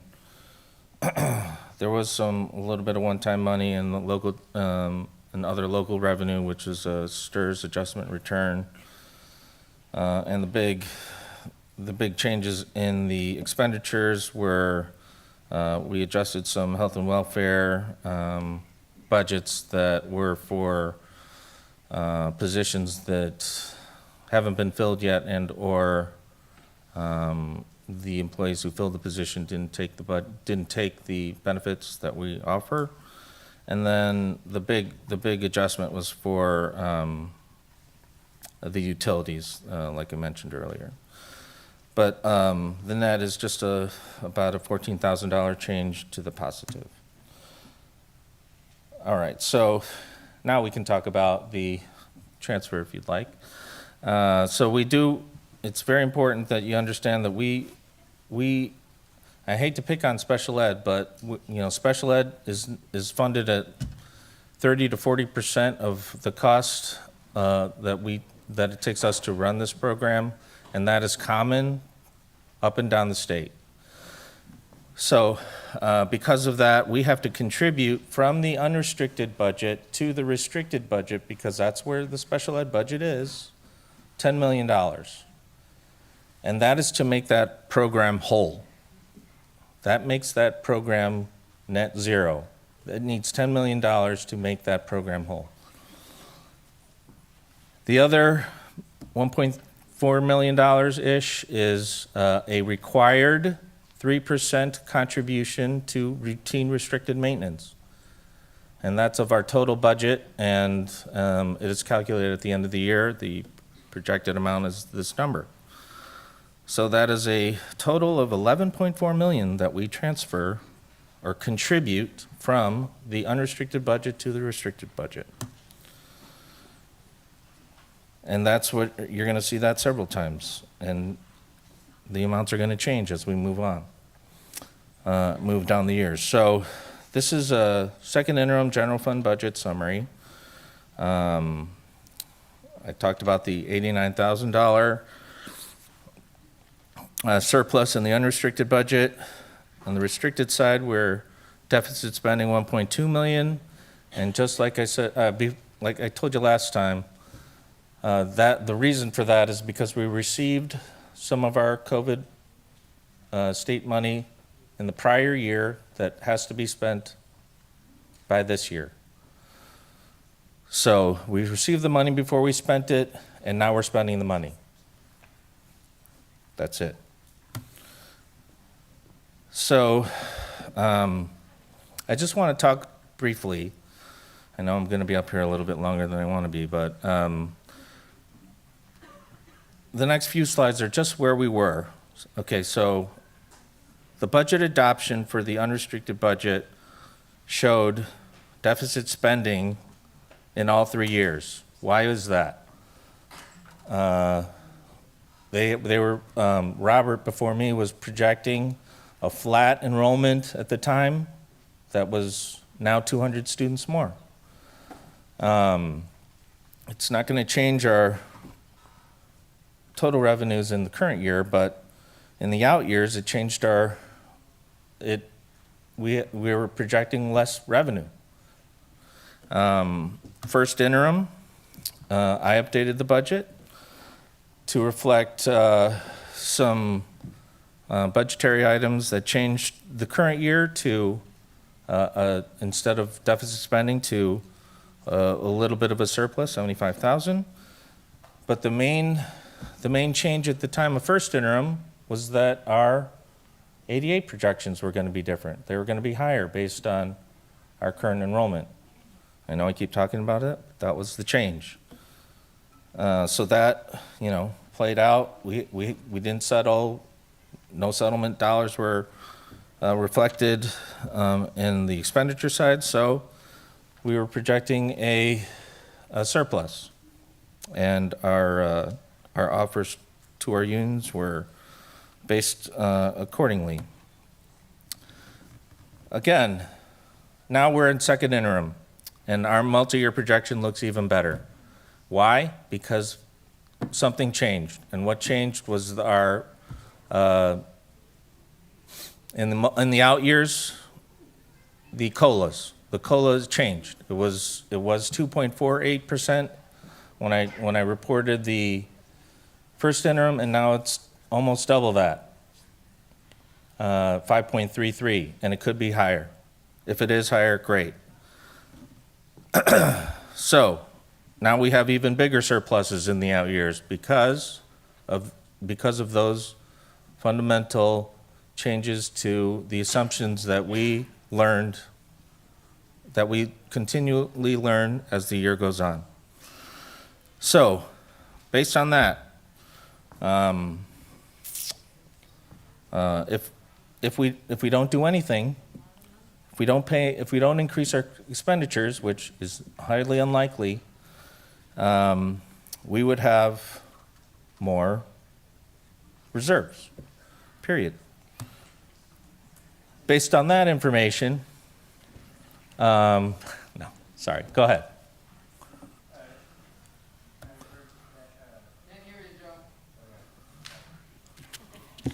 I heard that they put a cap to the reserve. Is that something that's coming up, or is that a rule now? So they can only be temporary. I'm not sure that it'll apply to us regardless, but that is true. I'm just curious because it shows 14%. Correct. Yeah, I don't. That's How true. exactly does that work? Like, what is that? So the state, and its fine wisdom, because of certain parameters within their budget,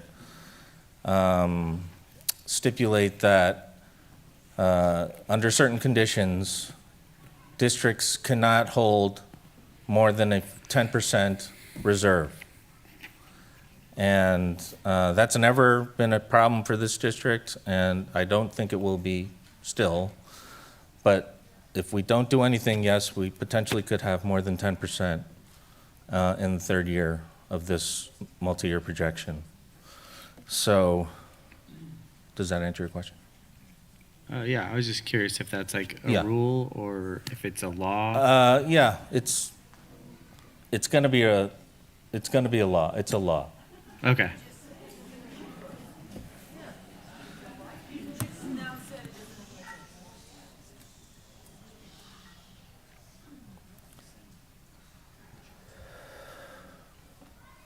So based on the information that is current as of today, it was current as of January 31st, we could, the district will be able to meet its current financial obligations in the fiscal year and subsequent 2 years. So we could self-certify as positive based on that information. This is what our second interim multi-year projection looks like with the raises to all our groups. It is significantly different. We are going to settle for something, and we don't know what that number is yet. This outlines our current offer of 3% on, 3 off, 5 and COLA. In this scenario, if we were to give this to every one of our groups, we should self-certify qualified, because we will not maintain a 3% reserve in the year 2023-24. And we're barely over 3% in the second year, which, if I can just add to this, the I have to create a budget for 22, 23 in a couple months. So the 22, 23 year in this multi-year projection becomes our current year. And then I gotta project out another year. And ongoing costs are gonna outweigh the projected income that we're gonna receive to pay for those. So, I'm sorry to put this on you, but we can go either way, and we would be fine with the county to self-certify positive or qualified at this point, because we don't know what there are things that are pressing on our budget that we will implement at some point. Sounds like most likely, whatever we do, we're gonna have a qualified budget. Yeah. And we're gonna do what it takes to make it work. Yeah. So I have a couple questions. Can we go back to where you had unrestricted and combined and all that? Okay, let's talk about the elephant in the room here for a second. Okay, $6.2 million more than projected. And the paper that Lisa gave us is $77,275,000. I just want to clarify, and Lisa, if you can tell me the page number, that'd be great. I see $76,575,634,000. Is that the correct number? Anyone? That's fine. No, I genuinely just want to know.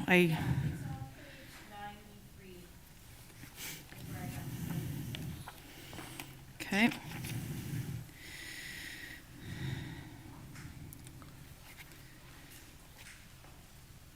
It must be for an out year. I see where you see it.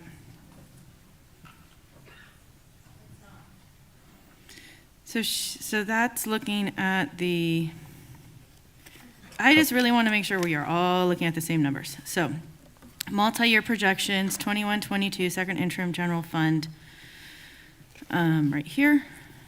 This is 77,275, 634. Yep. But then on page 35, where we have the general fund summary, unrestricted, restricted, the income actually starts on page 33. If you go down and put total revenues, it's 76,575, 634. What's the difference?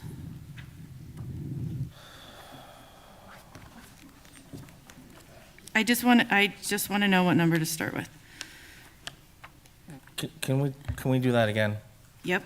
I didn't have the book with me when you No, were that's talking okay. about it. Totally fine. Okay, so on page 35, which is the end of the income for our general fund, restricted and unrestricted, it says our projected year total is going to be $76,575,634. Then Lisa has on page, sorry, Lisa, what's the page again? 93. 93. Thank you. Look at us all working together. Okay. 93, we have the 21-22 second interim general fund multi-year projection, unrestricted, restricted. And it says the total sum in lines A1 through A5C is $77,275,634. So that's a difference of $700,000. Yeah, it's right there, $700,000. It's a transfer from Okay, John. 140. Just I'm working sorry. together. It's okay. I genuinely just want to know. So those are transferring in, so we can't use that, transfer in? No. Okay. That is, Fund 40 is Okay. for capital facilities. Okay, Our routine restricted maintenance program staff does a lot of capital facility projects okay, that require us to pay them, and the 3% does not cover that we make from the general fund, unrestricted, to routine restricted maintenance, which is the 3% required, does not cover the work that staff okay. does. Just figuring this all Okay. out, trying to, so when they ask me questions, I can say it with confidence. All right, so our correct number is $76,575,634, because we can't use that $700,000. So, you had a slide that talked about salaries, and that we do pay some salaries with restricted funds, right? So when we look at this page that gives us, this is how much the salaries are gonna cost, do you have all of these salaries coming out of the unrestricted? Because the 21-22 revised budget, those are the unrestricted numbers. Correct. So will some of the cost of this actually come out of restricted funds? No. Okay, so when we look at RIPSIA members and CSEA and SEIU, we are So- taking out we are only counting the people that can be paid with unrestricted dollars. Yeah. Okay. So it's not all the employees in the district? No, let me answer. So, this came up in my meeting with Ritzia the other day, so I'm surprised that we're still not clear. I'm new at this. The special ed, if special ed does not have enough money to cover their costs as it stands, and we increase salaries to all those employees, the money has to come from the unrestricted general fund. The contribution from the unrestricted general fund has to increase to cover the cost for those employees.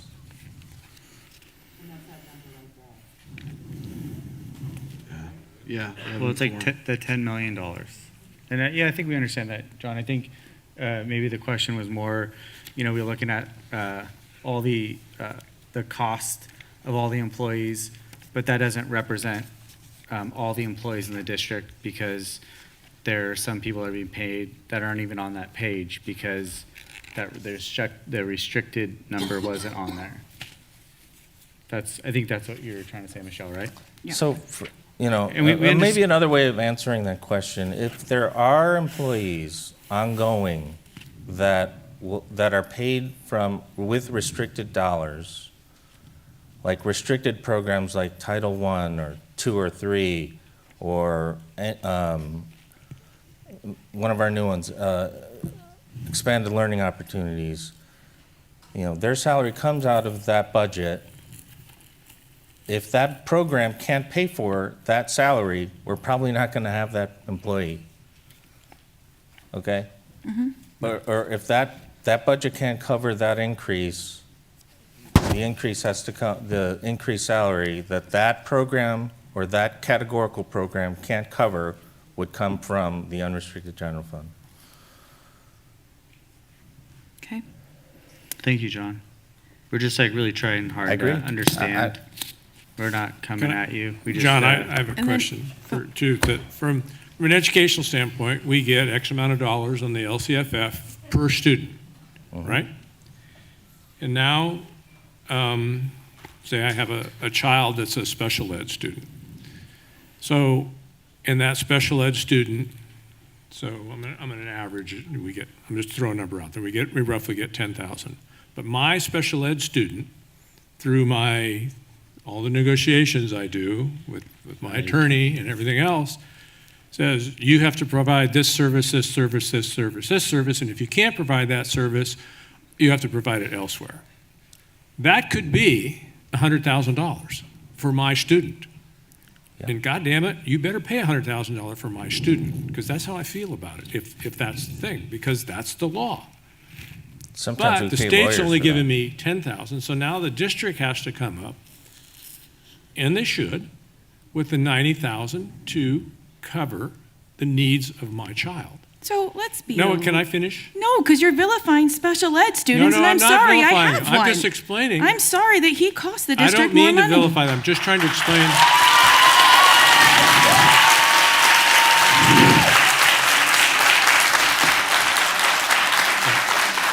I am not vilifying special ed students. I had a special ed student, so I know.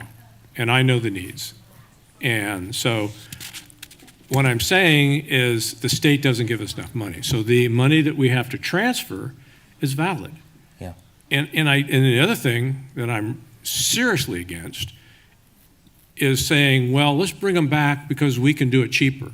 Well, you got to determine what the needs of those students are, and bringing them back and giving them a discounted service so I can spend more money over here in the budget doesn't make sense to me. Unfortunately, it takes away from money that we could give to salaries to all our employees. But, so I'm not trying to vilify that. And if you're trying to make me out like that, you're wrong. I stand up for all students, and I don't want the audience to cheer either way. I'm going to ask Joe to gavel that down if that happens. That's not what it's all about here. It's just about understanding how our funds that we have to pay for different services. I actually don't like that we have to single out special ed as well, but because they are our students. We're not singling out, we're just explaining how our cost structure that goes, yeah. We are not funded The state enough. doesn't fund it properly. The state does not fund education Right, but enough. we have the legal responsibility to provide Correct. those services. Yeah, there are- And so there are that has kids. to come out of our total pie. Correct. So, okay, thank you.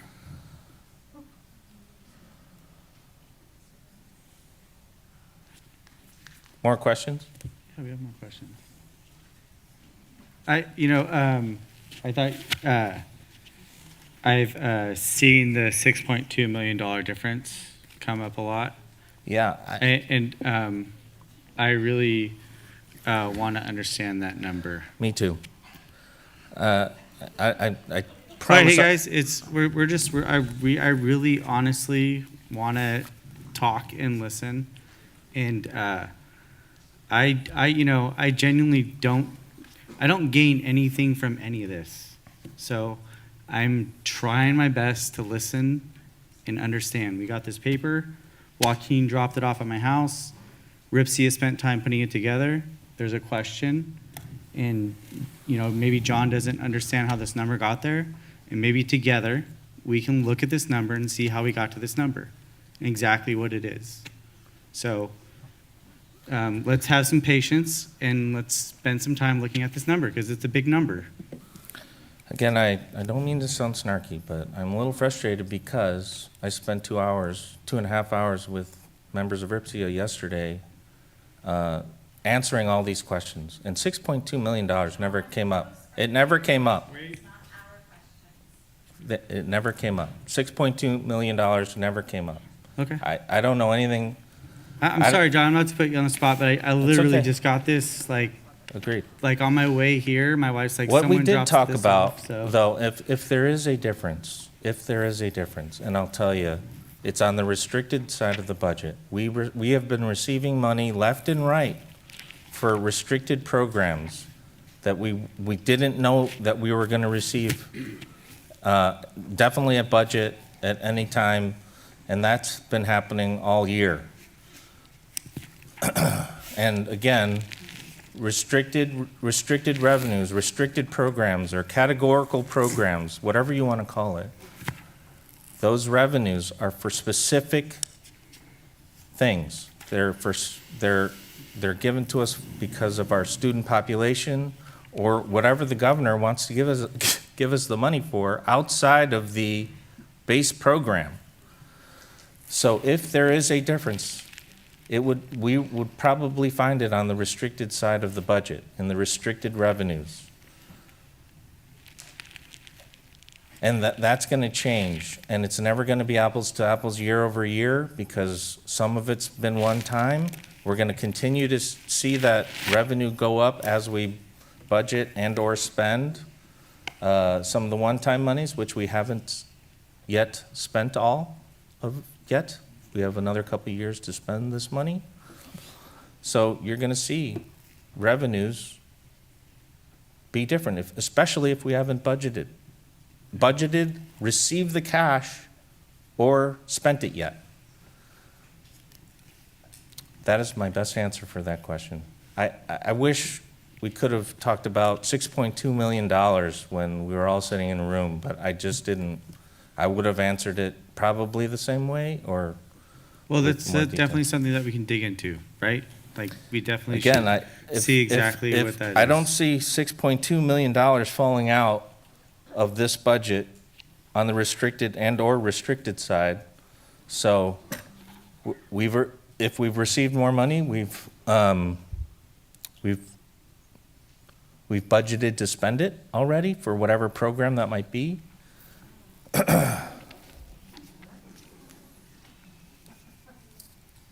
I think it might be beneficial for this letter that we got at our homes for you to get a copy of, And then as we go down the road tomorrow, you can take a look at it and have that conversation. Because I can't see where that number came from either.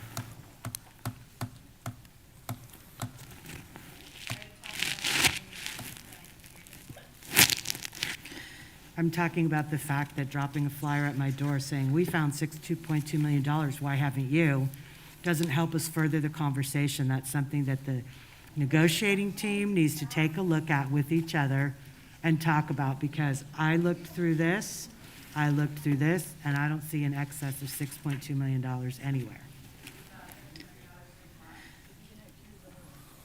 So, John, if I look at just the unrestricted budget, and we all agree that we can't use funds to pay for, we can't use restricted funds, it looks like there's an increase of $402,000. Does that sound like a better number to you? Compared to when? From the original budget, it was $59,497, and our projected year totals are going to be $59,900. Okay, so that is the increase that we can play with for lack of a better word. The explanation for that is one-time money that I talked about when the last time, we received some resig, workers' comp. It's like a share of money that wasn't spent or something. It was one time. We've seen that amount over the last couple of years come in, but it's one time. We can't count on that money continuing. I think what we should be looking at, and what we can count on is the local control funding formula revenue that's based on our ADA, unduplicated pupil count, and the COLA. Year over year, the projection is to receive a couple $1 million year over year, and spending within that. Our employee costs increase year over year no matter what, and that's without any raises that are negotiated because of step and column, because of person stirs like I talked about, and definitely our health and welfare costs increase year over year. So all of those things factor into the money that, and our other expenditures increase as well. Cost of transportation, cost of utilities, cost of running a district, running our buildings, running our sites. So all of that money has to come from, all those increased costs have to come from the money that we have to work with. The pie is only this big, and we have to live within that pie. I think one of the things that a lot of people don't understand is this is an interim budget report. It's projections based on information we have at the moment this was written. Could change tomorrow, could change in May when the governor, and they're done with their horse trading up there in Sacramento.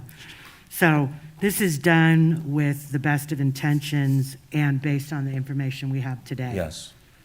That's all we can do. Our multi-year projection is only good as the assumptions that we use to create it. And this was one of the hardest things when I got under the board that I did not understand at the time, 3.5 years ago, that we're projecting out 3 years. I don't know who projects out 3 years in their budget and then hope that you get everything you think you're going to get. Right. And then the one-time money that we get all has strings attached on how it's spent and reporting that's required. And we've all learned the hard way that using one-time money for ongoing expenses is a disaster. We can't do it. So, thank you.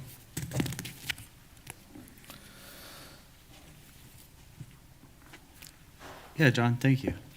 All right, so I'll just talk about cash flow just a little bit. I think it was asked earlier why we have reserves, and it is for many things, unplanned expenditures, unplanned changes to revenues could cover us a little bit, but it also helps us with our cash flow because there are months in the year that we don't have enough cash to pay our bills, 3% really only covers maybe a month and 2 weeks of pay that we pay out every month. Anyway. John, can you take it, so, when we have a job, everyone usually gets a paycheck once a month, right? Yeah. We get 2 paychecks. After we all pay our property taxes, in this community, it goes to the county, and then we get like 2 paychecks a year. Yeah, so that follows that a little bit. So you kind of have to budget fairly well, and it comes like March, and we run out of money. It's not uncommon to have to borrow or use our credit card so you can get to that next month. So just so people understand, Yeah. I mean, budget-wise, you have to spend your money kind of uniformly, or if you, throughout the year, and if you don't, then you have serious cash flow issues. Correct. Okay. So uncertainties and prudence, I talk about the same concepts most report. Enrollment has increased significantly this year. Can we keep the students from leaving in the future? Can we improve our average daily attendance in the out years, which would increase funding or maintain funding, depending on the percentage? Pension form continues to escalate in the out years of the multi-year projection. We've got a plan for that. There's lots of positive revenue news coming down from the state. How will that affect education funding? Again, I hate to keep picking on special ed, but those costs continue to escalate, and of course, collective bargaining. I know I've been answering questions all along, but are there any others?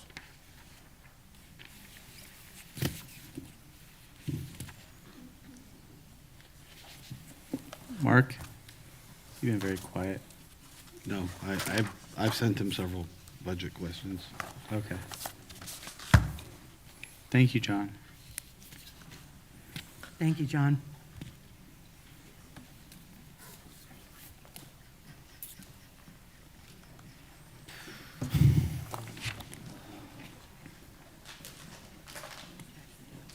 What? Yeah, no, I got it. I'm just waiting for him to sit down. Just trying to keep a nice tempo. Can I get a motion to approve 9A, second interim report as of January 30th, 2022? I will make a motion to approve 9A. Can I get a second? I'll second that. All in favor? Aye. Opposed? So I'm sorry to put this on you again, but one of the big questions at hand still is whether we're self-certifying positive or qualified at this juncture. And either way you go is fine, but not So only so you're saying we have to declare that now, what we're going to be for I next year? think you're going to sign a certification page. I don't know how this works, but I honestly feel like no matter what we do, we're going to have a qualified budget in one of the 3 years. And I think that's my feeling is, there's a lot of hard work to do, and there's a lot of things that we're going to have to figure out no matter what we do. And it's not to look at you to make it happen, but that's what we have to do. So I think we're going to have a qualified budget, and I don't think I would accept any other budget because that means we wouldn't be trying our best to give the raises that we think people deserve. Then that means we can't approve this because this says that we're approving a positive certification. change that Oh, okay. and exit out and So mark the a qualified budget is followed up by a financial fiscal recovery plan, unfortunately, which causes a third interim, correct? We have reps from the county to discuss next I step. know it's on the agenda. I think that we do. Okay.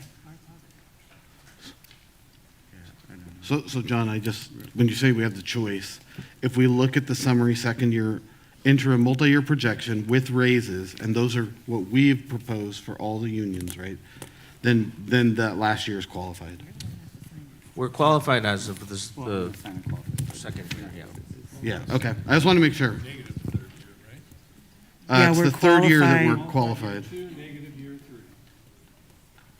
And year 2 is July 1st. Qualified means that we may not be able to pay for our bills Right. in the current year or the one of the following 2 years.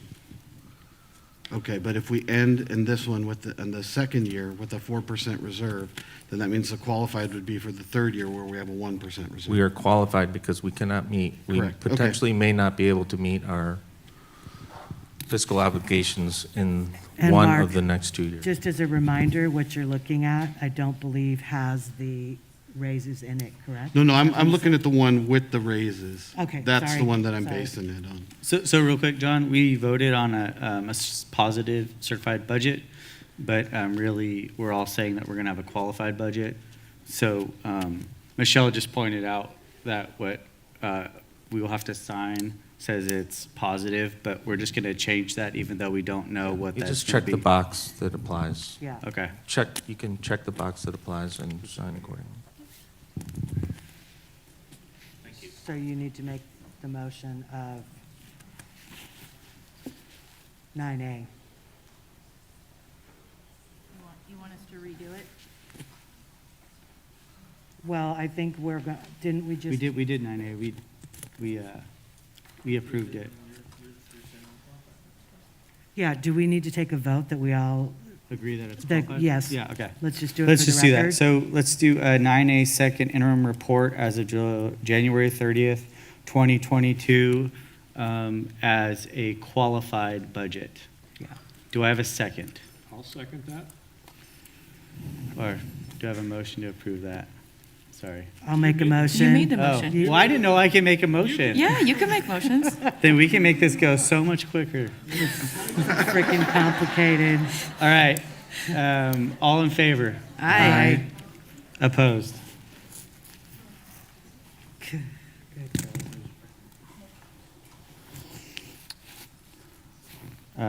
9B, summary of the AB 1200 fiscal oversight process with the Sonoma County Office of Education.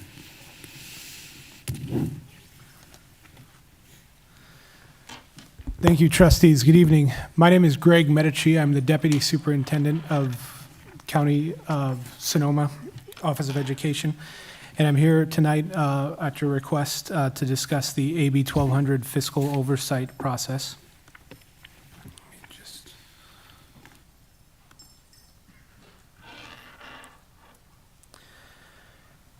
What we'd like to cover tonight in the next few slides that have been handed out as well is that the county office and the state provides fiscal oversight to all districts in the state of California. There are over 1,000 local education authorities or school districts in the state of California.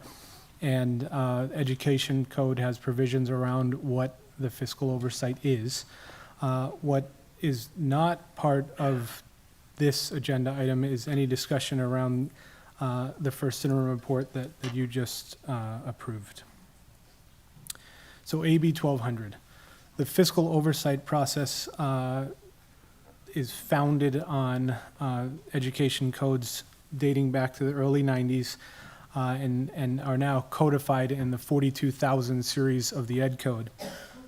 What was established in the early 90s as part of the AB 1200 process was that county offices of education and specifically the county superintendent reviews district budgets and interim reports. Throughout the year, there are 4 reporting periods throughout the year: the adopted budget, the 2 interim reports, and then potentially a third interim if a third interim is required.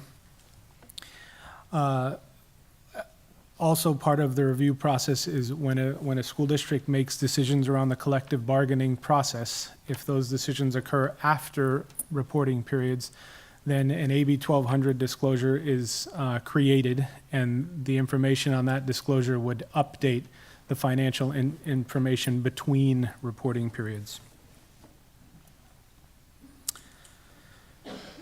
California's vision around the fiscal oversight process absolutely starts with the Board of Trustees of all school districts. The board and district administration during the interim reporting periods have full authority to make decisions around financial information and budgets.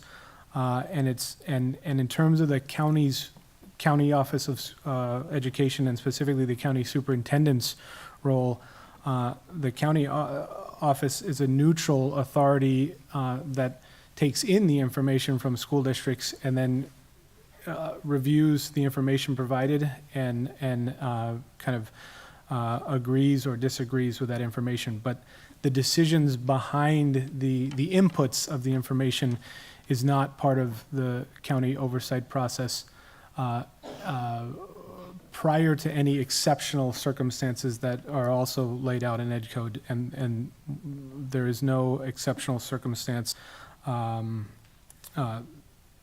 just as the standard part of the review process. The standard part of the review process when it comes to interim reports are to determine information around positive certification, qualified certification, or negative certification.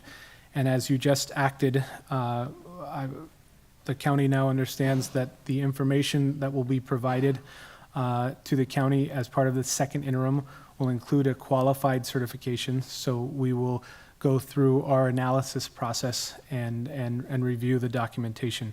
And again, within the rights of the board, absolutely.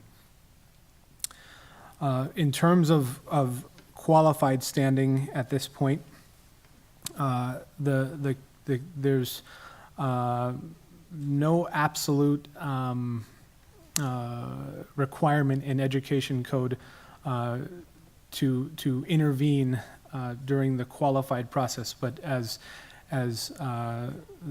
John mentioned, there will be consultations certainly, and as part of the board's continuing decision-making process before June's adopted budget, and then through first interim of next December, the board and a budget committee and district administration will be deciding how to correct the certification and strive for positive certification.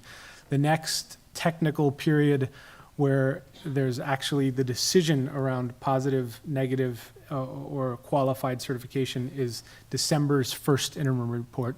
In June, the adopted budgets technically do not have those three criteria as part of the review process in Ed Code, and instead it's simply an approval or disapproval in Ed Code.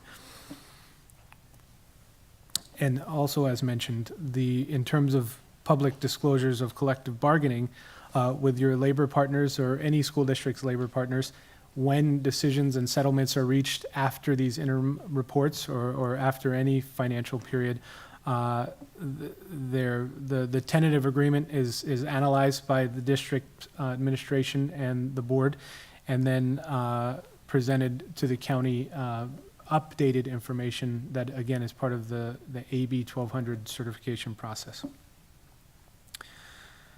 And if there is any, which it sounds like there will be, if there are any budget revisions required that a budget committee or otherwise would recommend, then the district would work through that process to complete them and update budgets before the next financial period.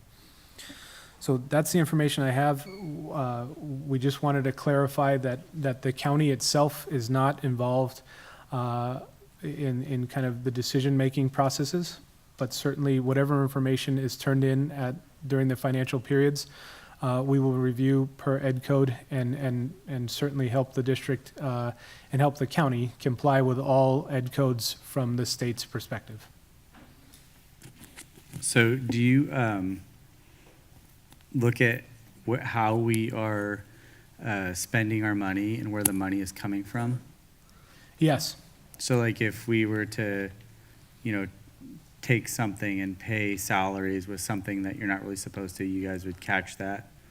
Like ESSER funds or something like that? Like what I'm saying is, I don't know specifically, but I heard other districts are using ESSER funds to pay for salaries.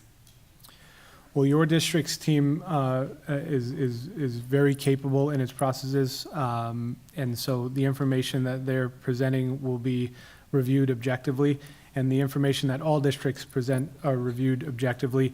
There's significant information on the California Department of Education website about all funding to all schools, and then very specific exhibits about specific funding to specific schools. So part of the review process from the county's perspective is to reconcile all of the absolute information that's available on the California Department of Education website. And I can speak from previous, so for instance, that the first interim report that the board certified and that the district worked on, that information was accurate as in the context of the county's review. Okay. And when second interim is turned in, we will take the same objective approach, and if first interim is an indication, then we would anticipate that there would be further diligence and accuracy in the information that you just approved tonight. Okay, thank you. We do also have an outside auditor that comes in and plants themselves at the district office for many, many weeks.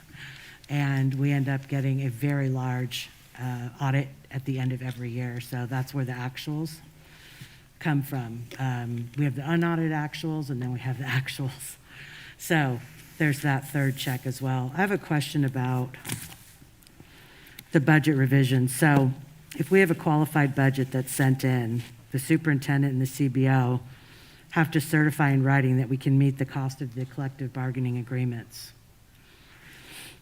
The certification will identify budget revisions necessary to meet the cost of the agreement, with the district forwarding the revisions to the county superintendent within 45 days. Is that what's known as the fiscal recovery plan, or is that something, how you get out of being negative? Both, Okay. so yes. So we have 45 days. So we just agreed to the second interim report as qualified. In terms of next steps, do we have to now submit a fiscal recovery plan to correct that deficit? We will work with the team and the board on those timelines, and we'll make sure that we remain in compliance. If good work is occurring, and I'm positive that it will be, then when the third interim report is created, which is beyond 45 days, but it makes sense that the third interim report would include any progress that is made. And if there's further progress to be made, then June's adopted budget would include that progress. And if there's further progress to be made, then before next December 15th, there would be further progress and board action. And then ultimately, it's at next December where the board can then decide again with the newest information what certification you believe is warranted. And then the last question I have is, if we can't fix the qualification and we go negative, what happens at that point? There is some very specific requirements in Ed Code around negative certification. Cotati-Rohnert Park itself, between the 2009-10 and 2012-13 school years, certified a negative for 7 out of 8 reporting periods across a 4-year period. The information is available on California Department of Education's website. So if a school district chooses to qualify as negative, then their Ed Code prescribes many processes, including kind of fiscal oversight, and beyond just judgment of fiscal oversight, but actual help human beings, and specifically from the financial FICMAT, Financial Crisis Management Assistance Team. It's a state authority that helps school districts in this predicament. And so there would be help from that body to try to make sure that the school district's finances, particularly on a cash flow basis, but overall, are able to meet its obligations so that paychecks can be cashed and employees can be paid and bills can be paid. And that's typically what your reserve is used for, to pay the 4 to 6 weeks of salaries in the event things go south. That's certainly one use of reserves, absolutely. Thank you.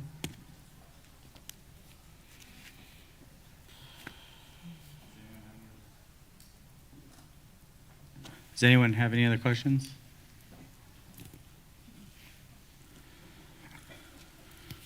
Thank you. Thank you, Board.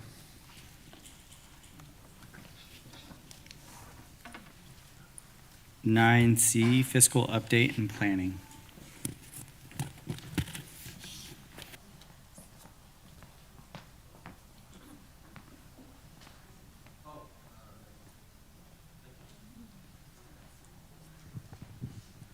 Okay, just want to give you an enrollment update. I don't know if you want to talk about this for very long, but we had a net 22 loss from,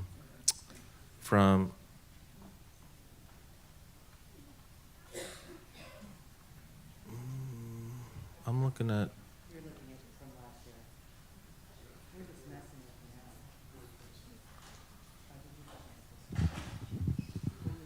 no, it's right here. No, we went from 5,990 to 5,968. That's 22.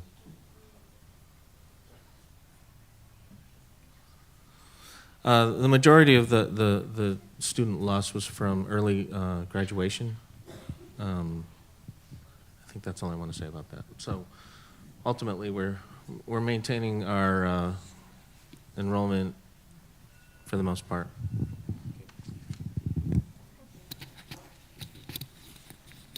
Just, John, this happens every, this time of the year when we have seniors that graduate mid-year. The key is, starting next year, that we have more coming in the TK and K versus what's going out as seniors graduating. So those are key numbers and key to the budget in August as to where we start the year at. So.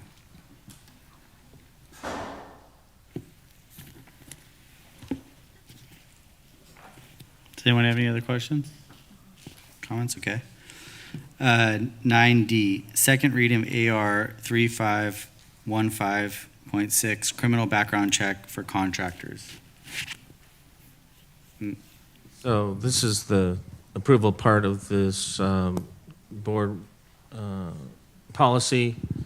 I think Joe had a question, or excuse me, President Chimino had a question when we read this the first time, and that was who was going to pay for it, and the contractor would pay for it, of course. I want to let everyone know that because we do that all the time.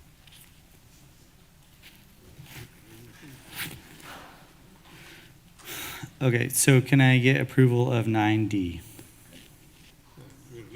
Just discussion, right? No. It's the second reading. I'm on C, so I'm sorry. My mistake. I'll make a motion to approve 9D. Can I get a second? I'll second. All in favor? Aye. Opposed?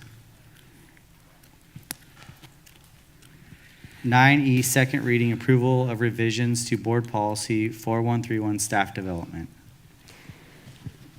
So this is the board policy that I brought at the last board meeting as a first read. So this is the final approval of the revisions to board policy 4131 on staff development. Do we have any questions or comments? I make a motion that we approve 9E. You're really happy to do that, aren't you? Yeah. I'll second it. All right. All in favor? Aye. Aye. Opposed? No. You said any comments? Okay, motion passes. We're going to take a 5-minute break, and then we'll get to public comment. Excited to make his own motion. It's so we can all take a bathroom break, and then we can really listen, okay? Bio break, all right?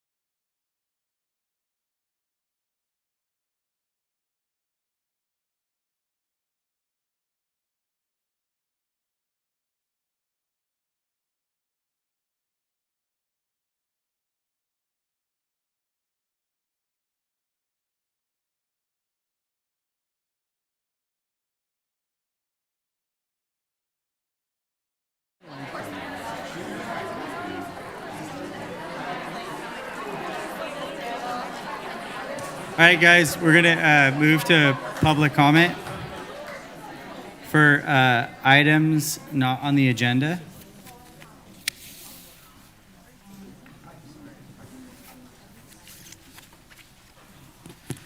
The disclaimer for items not on the agenda. Please keep your comments concise, brief, and limited to 3 minutes or less. A maximum of 20 minutes is allotted to each subject not on the appearing on the agenda. If there are more speakers than time allotted, they're each afforded the opportunity to speak for an equal duration up to 20 minutes. The Brown Act restricts the board from considering any item not appearing on the posted agenda.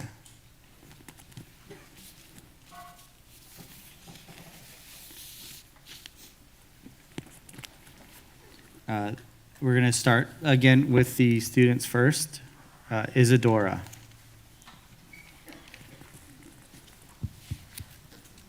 I'd like community member Robert to speak first.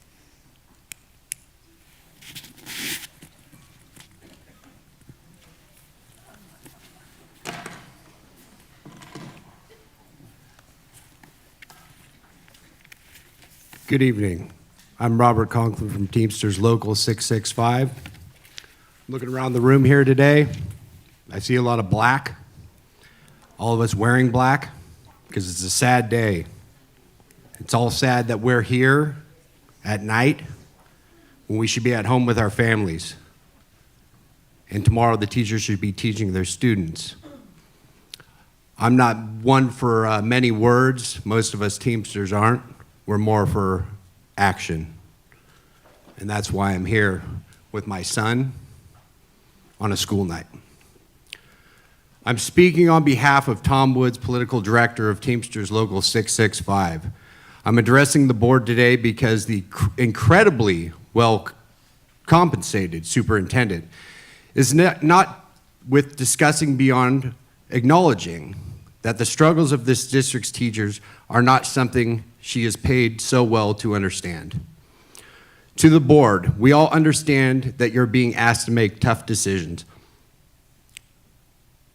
But every one of you campaigned on the promise that you'd be able to make those tough decisions when the time came. Some of you promised to meet with workers at any time, especially in the case of a labor dispute. Yet, you're choosing not to right now. The labor community will be addressing that separately. If you ever choose to run again, for now, understand, as tough as it is, you think your decisions you are being asked to make, decisions are nothing compared to the decisions these embarrassingly underpaid teachers have had to make. When they choose to stop working, withhold their labor, and form a picket line. Every one of you getting your full wage at whatever job you worked during today, every one of you is going through your life being paid enough you're willing to work. These teachers were called to their profession, and not a single one of these teachers for any reason other than they believed in their mission, the educations of our community's children. Every single one of these teachers, without a single exception, is suffering on that strike line because they are not in the classroom. Every single student in this district is missing out on their opportunity to learn. Every parent of every student in this district is suffering because your inability to make these decisions. I know it's easy and attractive to feel sorry for yourself here, but understand, you asked for this job. You campaigned for this job. You have betrayed your word. You have betrayed your students. Most importantly, you've betrayed your community. It should have never gotten to this point. It's a disgrace. It's not the educator's disgrace. It's yours. This is absolutely disgusting. No justice, no peace.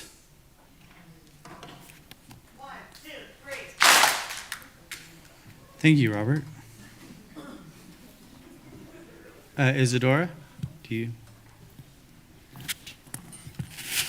Hello, my name is Isidora McKenna McKee. It's been a hard last name to keep out of everyone's mouths lately. I'm standing here today because I feel like I have to, because I have many issues with what's going on, and I was taught to use my voice. First of all, you all view us as numbers and not students. That isn't right. We feel unheard and overlooked knowing that you don't listen to us.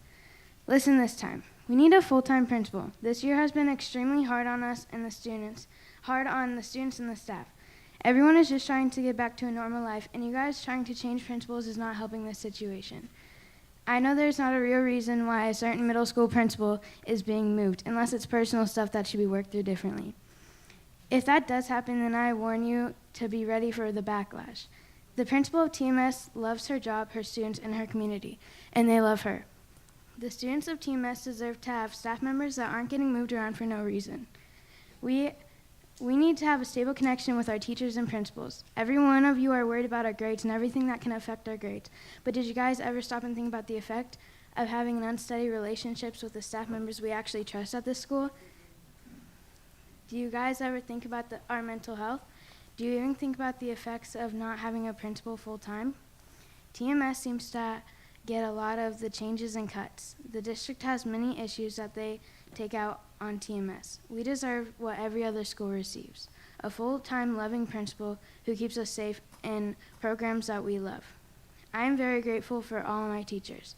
They are giving me an education so I can achieve all the things I would like to do in life. They deserve so much respect. It's honestly quite sad to hear how badly you talk about the teachers because you were all there once. You wouldn't be where you are now if it weren't for teachers and if you weren't one. I love my school and all my teachers. They do what is best for me. You have removed yourself from this situation and you have refused to be part of the conversation. You look awfully silly when you guys know for a fact that no one supports you and everyone supports the teachers. Where did you come from? Teachers are the root of our lives. They taught you almost everything you know. Why are you guys here? You guys don't seem to care much about the kids, so what is the reason you all are here? I watched the board meeting on the 8th, and I noticed something. All of you claim to care an awful lot about us, the kids, and you say you want to do what's best for them. Why are you all doing this then? Don't you care about us? What would be best for us is if you didn't take away our principal, and you didn't take away staff members we trust because you guys targeting my school. The board won't own up to the fact that we already found $6.2 million. Why are you refusing to look at the information of the fact finder? Why do you ignore emails? I am not scared to stick up for the things I believe in. I was raised by a confident woman who isn't scared to stick up for herself. She taught me that if I don't like something that is happening to me or my community, then I stick up for myself. So here I am. I'll bet you that our wonderful custodians know more of our names than you do. They don't need a computer to know our names. I respect my peers' opinions and what they have to say. I listen to them, I respect them. That is the opposite of what you are teaching us. I'm not going to act like I don't know what every one of you have done, because it has always seemed to affect my family in some sort of way. But we are still here just like we will remain to stay. You might recognize my last name because my mom is the principal at TMS, and I fully support her. She is a very respected woman at my school. I'm here to stick up for what I believe in and share what all the students feel. I'm here because this is not what we deserve. No one is going to look back at their education and remember their superintendent, but the teachers that changed their lives for the better. That's all I have. Thank you for listening.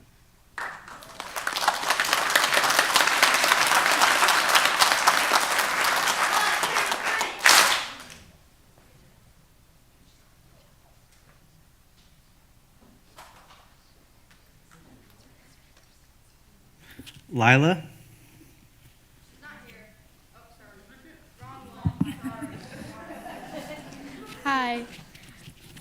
Hi, my name is Lila Ribley. I'm going to keep this short and somewhat sweet. I'm not here to speak for the teachers, but with them. As a student in the next generation, I believe we should help those who gave us the power and support to take us all the way. Having a high expectation for my future of becoming a nurse, teachers will be the ones to lend me that helping hand, and many teachers will be the ones who lend me and many more a helping hand to get to our lifetime goals. Who better to earn a living wage than the amazing teachers and staff in this district? So pay the teachers what they deserve. I know you have the funds because the union found them. They did because they were looking, unlike you. You couldn't because you have a little thing called selective seeing and hearing.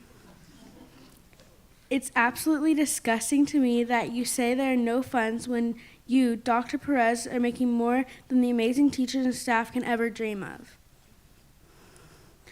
I've been on an executive board in my horseback riding club from it's made of ages 6 to 13. And you are a very poor role model considering that the board was all kids. We kept things more organized and fair, fair being the key word. You are the people who are supposed to be the ones the amazing teachers and staff members can lean on, but you don't think twice before throwing them down the toilet and flushing. Please pay our teachers the money they deserve. And for our principal at TMS, she has created a safe and loving space at school. She deserves to stay in the safe space as much as any of us do. This safe place is a space where kids can express their feelings and express their feelings in a safe place. So keep our principal and keep our safe space. Thank you. 1, 2, 3. Thank you, Lila. Lauren Turner. I just want to make sure that all the students have gone. No. So I'm going to refer to them.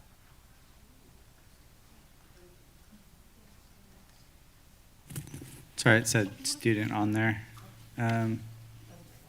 Tegan. Okay.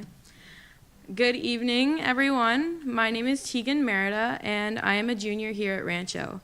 First off, I just want to start with an address to all the teachers. You guys are awesome, and anyone who tells you different is severely misguided in this world. Unfortunately, I have had to speak my mind. I hoped that this event and issue would have been solved already, but due to the disrespect and irresponsibility of the district board, it has been brushed off time and time again. The teachers here at Rancho and in the district deserve so much more than you guys on the board are giving them. They have truly shaped me into the person that I am today. One of these teachers being Miss Candela. She has taught me since freshman year and has truly shaped my mind and personality. She has pushed me to become the best person I possibly could be. Another teacher I would like to mention is Mr. Hoteling. Mr. Hoteling has managed to support every single student he has ever had. And in my second period, there are 42 of us. He has made sure that every single student feels his support in that 1 hour-and-a-half period. Another teacher I would like to mention is Miss Lehman. Although Miss Lehman is not my teacher, I can see the support that she gives her students and this community. Now, I'm truly disgusted, and it takes a lot to disgust me. I'm truly disgusted with the immaturity and the childishness that the board members have been portraying for these past 11 months. Now, I'm sure that some of you have children or even grandchildren, and I'm curious as if you would be proud of the message that you've been sending to this community and how it might shape their minds. Now, I know that all of you were once students and have had the help from teachers to shape you into the individuals that you are today. Now, I want you guys to think as to how your past teachers or even role models might think of your decisions and behavior during this time. I would like to talk about the incapability of the simple task of doing your job. You were elected as officials to serve this community and do what's right, and you're failing. So let's all take a moment to gather ourselves and reflect on our decisions and our future decision making with this topic. Give these educators the respect and human decency that they 100% deserve, because the future of this community depends on it. Thank you.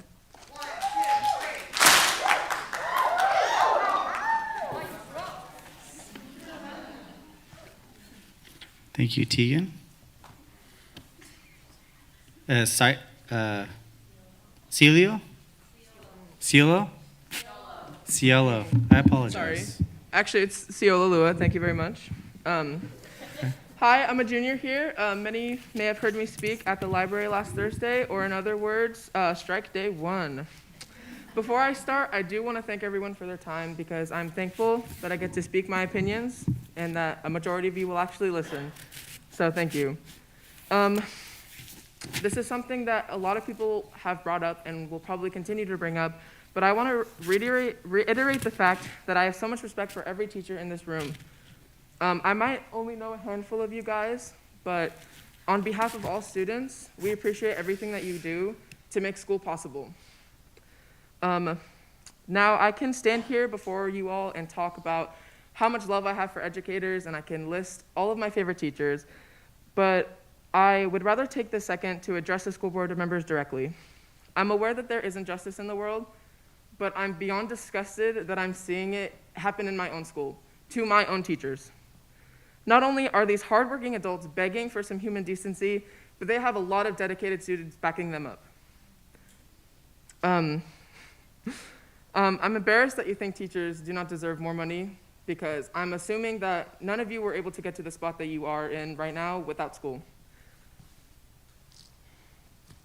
If I may ask, just so everyone can keep it in mind, are students your main priority when you discuss amongst yourselves? As in, are we the priority that you keep in your head when you're making these decisions? I ask this because I have felt a lot of time, care, and support being put into my education by all of these CRPUSD teachers, but unfortunately, if I'm being honest, that is not what I'm feeling when I'm sitting in front of you today. I've said it again, and I will continue to say it, but you cannot have school without teachers. That is all I have. Thank you very much.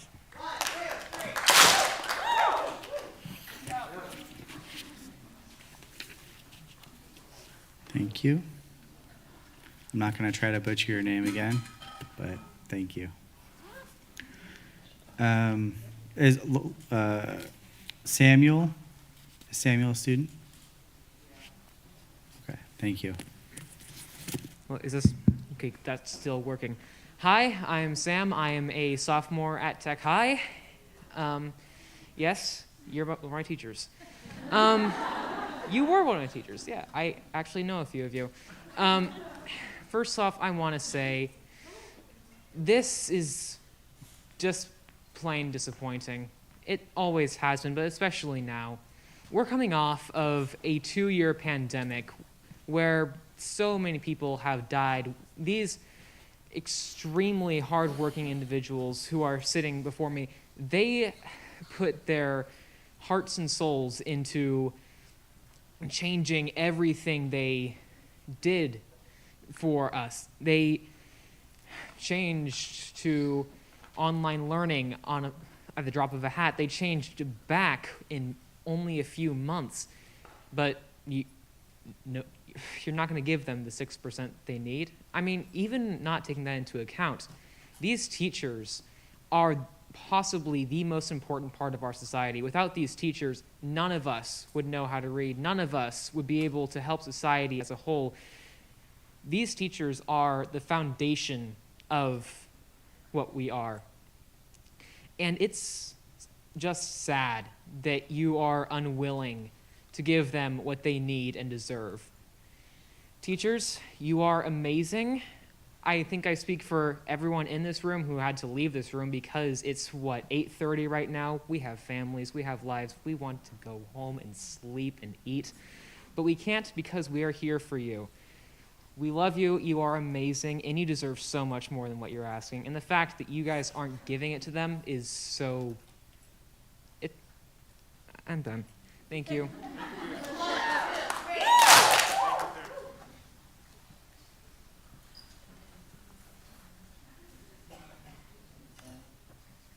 Samuel. The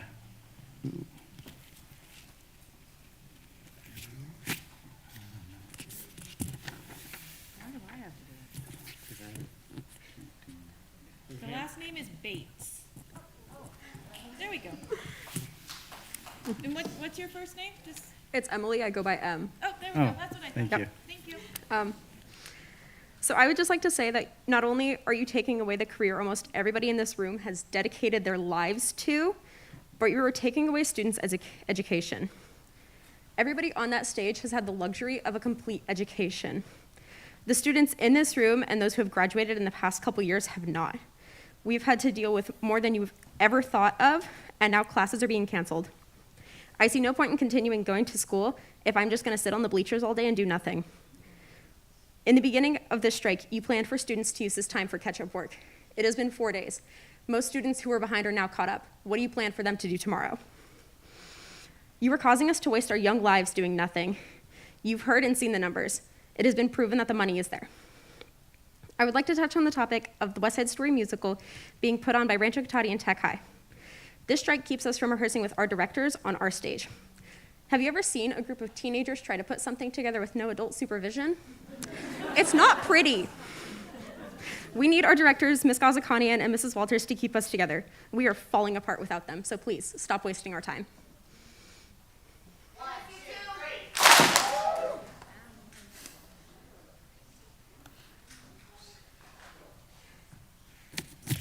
Thank you, Em. Sawyer? Hi, my name is Sawyer, and I'm a senior at Tech High. I've been going to schools in this district for 13 years now, so I am confident in saying that these teachers deserve more than you are giving them. Many of the teachers in this room have inspired me to become an educator myself. I want to come back to this district. And teach what they have taught me. I want to come back and share what they have shared with me. I want to come back and help others the way they had helped me. Unfortunately, I can't do this in good conscience. Tell me, if you treat teachers like this now, how will you treat me in the future? Tell me, why do teachers need 2 jobs to make ends meet? Tell me, is that what I'll have to do to make ends meet if I end up working in this district? I don't want that. However, I really don't understand the economics of everything going on, but I can attribute that to my economic teacher being on strike instead of in his classroom. I also have a personal grudge with you. I ask you to look behind you right now. There's a wall behind you. I built that. 1 freshman, 2 sophomores, and a junior spent a year building that for West Side Story. We planned and built every set. And then it got canceled because of the pandemic. Thankfully, I've been given a chance to perform the show again. I sadly lost most of my cast members, but many have come back, and many are absolutely amazing.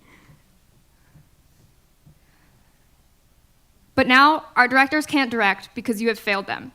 Let me ask you a question. Did you know that the first rehearsal for West Side Story was during my freshman year? Officially now, I have worked on this show for 4 years. Opening is in a month to the day. And I hope you know that many of us are going to be upset if we lose this show due to your incompetence. And I hope you know that you are not only taking my show and my directors, I messed that up, I'm sorry. I hope you know you are not only taking my directors, but my show as well. My teachers work hard every day. My mom teaches out of the district. She grades and writes lesson plans to go to work every day. She spends all of her time on me or on her students. During the pandemic, I watched as her school took advantage of her and her time. And I thought that it could never happen here. And I'm disappointed to say it has. My mom gives all she can for her students, and I can guarantee every single teacher here does. Every teacher I've ever had has helped me in so many ways. So please pay them the amount they've earned. Give them the respect and the raise they deserve, and give us back our teachers. Thank you.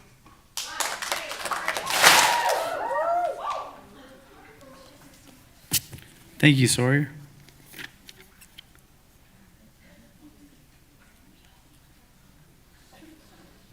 Young blood. Not here? Okay.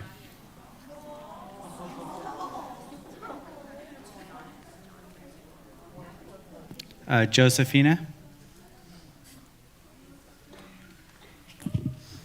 Hello, my name is Josephina McKenna McKee, and I'm the daughter of Principal Sarah McKenna. To be clear, it was my own decision to come here and speak. I wasn't influenced or convinced by my family. I have many questions, but the most pressing are, why now, why Tech Middle, and why Miss McKenna? I have some insight to give you from my perspective. Miss McKenna buys snacks in bulk from Costco for her students. She stands out at the crosswalk almost every morning to make sure the kids are safely crossing and to wish them a good morning. At times, she has told me that this is the highlight of her day. She feels for her students. She takes phone calls at any time of day and checks in on anyone she feels the need to. We have a big family, so you know there's always someone there. My mom has taken that comfort and spread it to her students. At my own school, Rancho Cotati High, my friends, and even just acquaintances, ask if my mom is at school today and tell me they're going to talk to her after school.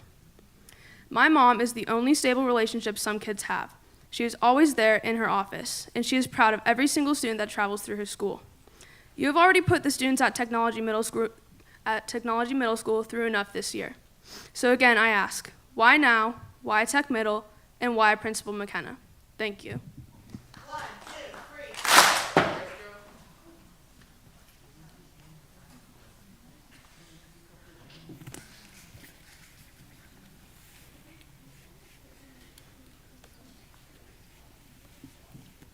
Nadalyn Zamora. Hello, my name is Nidalyn Zamora, and I'm a 9th grader at Rancho Cotati High School. Last board meeting, you brought up the idea of excusing the current admin at Technology Middle School, am I right? But before mentioning that, did you think about how hard they've worked for their current position? I don't think so. I attended Technology Middle School for all 3 years, 6th, 7th, and 8th. During my time there, Ms. McKenna showed nothing but support and love for all of her students. During the hybrid learning last year, she saw my drawings, and even if I'm not the best or considered good, she asked me to draw a picture of her. I happily accepted and drew her a picture that she very kindly asked for. Every time I go visit her office, I see it framed and on her desk. If she were to be excused, the students who she cares dearly for will no longer have someone to talk to or to go get a fast laugh from. Then what about the school counselor, you may be asking? Ms. McKenna has a personality like no other, and she's easy to trust and get along with while still being professional. The students at Technology Middle School deserve to have a principal who is there for them, who cares for them, who supports them, and who listens to them. So who other than Ms. McKenna? Without having a principal at Technology Middle School at all times during school hours, who will the students turn to? Their strong relationship with their principal will be ripped out of their hands.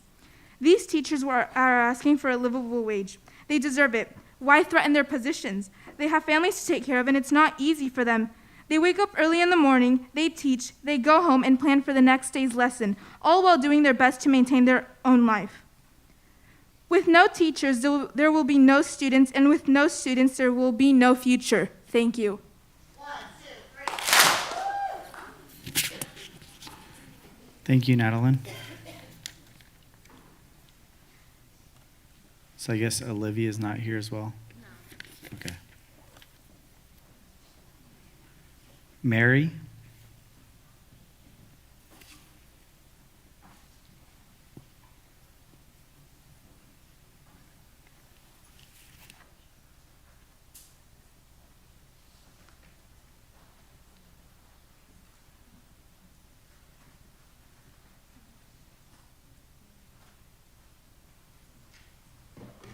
Good evening, Superintendent and board members. And I don't have this high enough.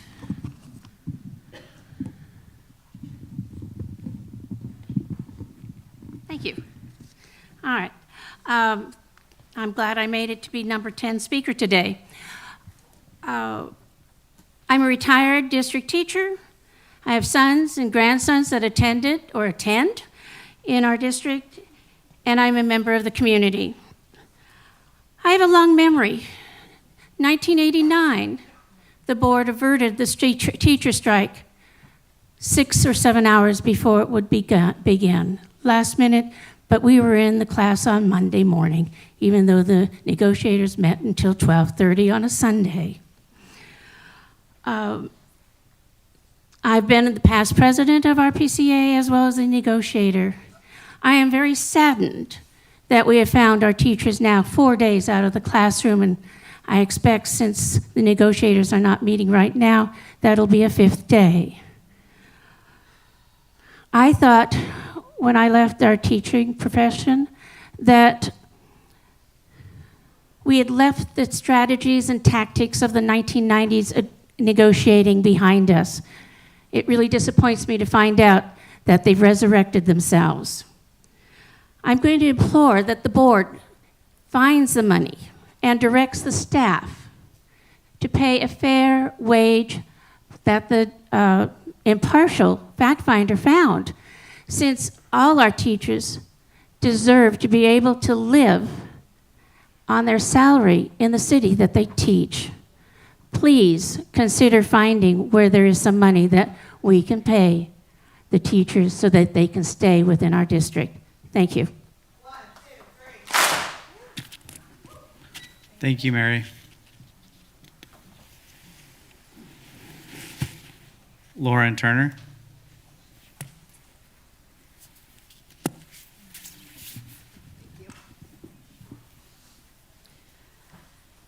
Hello, I'm here today speaking to you, even though public speaking makes me sick to my stomach. It's because I am more frustrated that I sat and cried in my car for 30 minutes today because of failed negotiations. I'm here because I'm mad about students being punished due to the district's incompetence.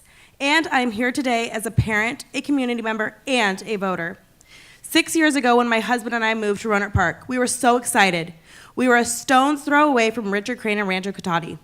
I was excited that my kids would be able to walk to school, and I felt safe in our choice to buy a home in Roanoke Park. This year, I started the enrollment process for my son to attend TK here. My husband and I met with our son's potential TK teacher, and we were over the moon for her. But for the first time in 6 years, I'm grateful that I have the option for an interdistrict transfer.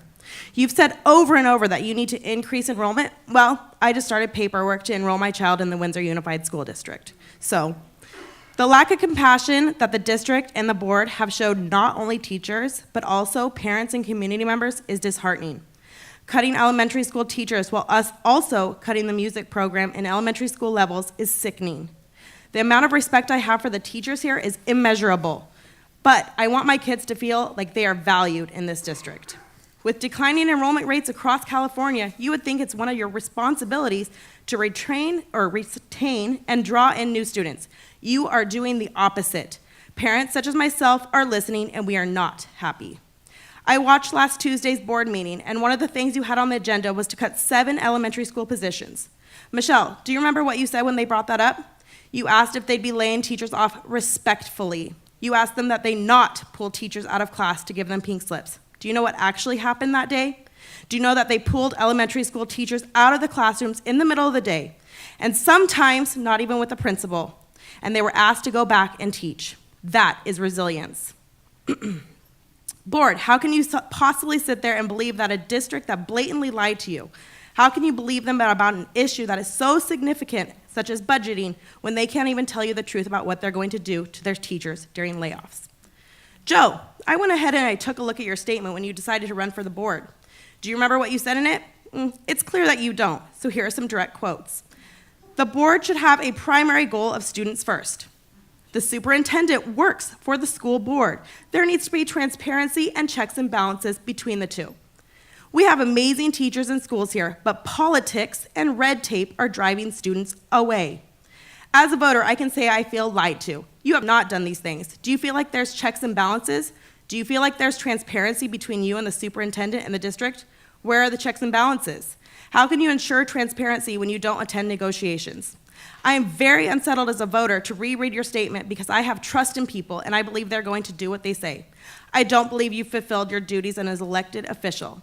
The board and the district has broken my trust repeatedly. It's time for you in leadership positions to take a stand, for you to do your own due diligence and to do the research your position requires.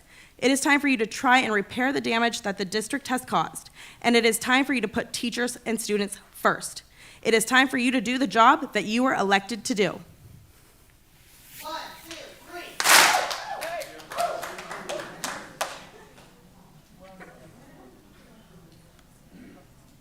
Thank you, Lauren.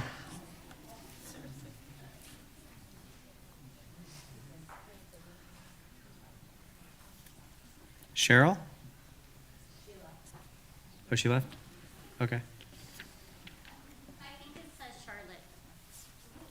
So I'm gonna assume that that's me. I'm a parent of 3. I have 2 kids at Technology High School who love it when they get to go there. And unlike many of the parents here, we're new to the Roanoke Park School District, despite the fact that we've lived here for over 25 years. See, my kids went to school with me. I'm lucky to be a teacher in Santa Rosa, where my district values me, which means it values our students. I teach in the heart of Coffee Park, and we were greatly impacted by the Tubbs fire, and we have had declining enrollment. But instead of cutting, our district decided to invest in our teachers and gave us a 5%, 5%, and 5% raise over the past 3 years. I'm on our negotiating team, and not only do we have 2 board members present, but also our superintendent at every single meeting. I was there last Friday, but in that morning, I sat with the Technology High School teachers and picketed on the line with them, because this is not okay. When you invest in teachers, you invest in students. Thank you. 1, 2, 3. Thank you. Will Lyon?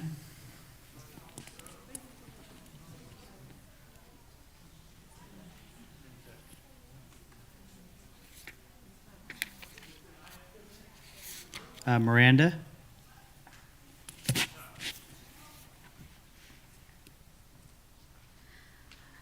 Hello, my name is Miranda Morgan. I probably actually don't need this microphone.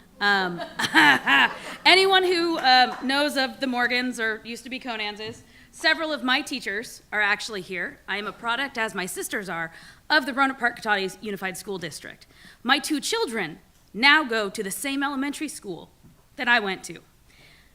To say that I am enraged is an understatement. The audacity. Myra, I'm looking at you. If you would look back at me, that would be great, because I've watched these meetings. You don't look at people. Right. You look down, you take notes. It's incredibly disrespectful. And I learned from my teachers that when somebody's speaking to me about something that means something, you listen. 90% of the students aren't going to school right now because we don't stand behind you. We stand behind our teachers. You can't get a community to actually agree on 90% of anything, be it politics, Doritos, Cool Ranch is the best, just so you know. But you know what I mean. You can't get that kind of agreement anywhere across the country on anything. But the one thing that brought me back to Roanoke Park every time I moved away, to when my husband and I finally purchased a house here, was the fact that this is a community. And I grew up knowing if anything ever happened, my teachers, the police, my neighbors, people my mom knew.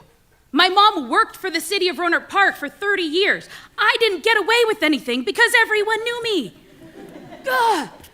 That is why I moved my kids back here, so that they could have that experience, so they could have teachers. I'm pretty sure all 4 of my child's teachers are in this room right now. That is why I am here. That is why I almost missed his first baseball game. That is why I have not eaten dinner. That is why I am here. Because all of you have failed. And we're done. If it means my kids don't go back to school until they get paid, okay. Because you know what? They already taught us how to do distance learning without extra pay, without extra training, and without knowing what the heck was going to happen to their families in the middle of a global pandemic. So the kids have already been traumatized. The teachers, traumatized. Parents, traumatized. Okay? Working from home while trying to be a 2nd grade teacher and a pre-K teacher? No. I have gray hair. I have to dye this now. I'm not okay with it. You are traumatizing already traumatized individuals. The only one up there that I have any respect for right now is Michelle, because she answered emails, and it didn't take 2 or 3. She stood up for band projects, and I wouldn't suggest going after disabled or special needs kids, because that's a hornet's nest you do not want to kick. Just pointing that one out, as my sister is disabled and went K through 12 in the Roanoke Park Catawba Unified School District. Her teacher is down there too. If this is the legacy that you want to leave, feel free. But all of us are watching. All of these kids that stayed up this late, they are watching. The poise, confidence, and eloquence that every child has stood up here, and spoken with is because of all of these teachers. Your teachers would be ashamed.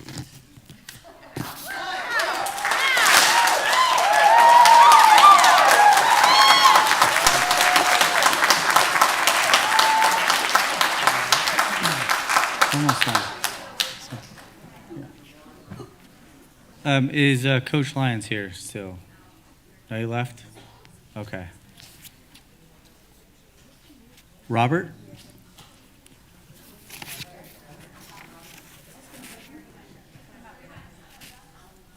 Okay. Oh. Tracy?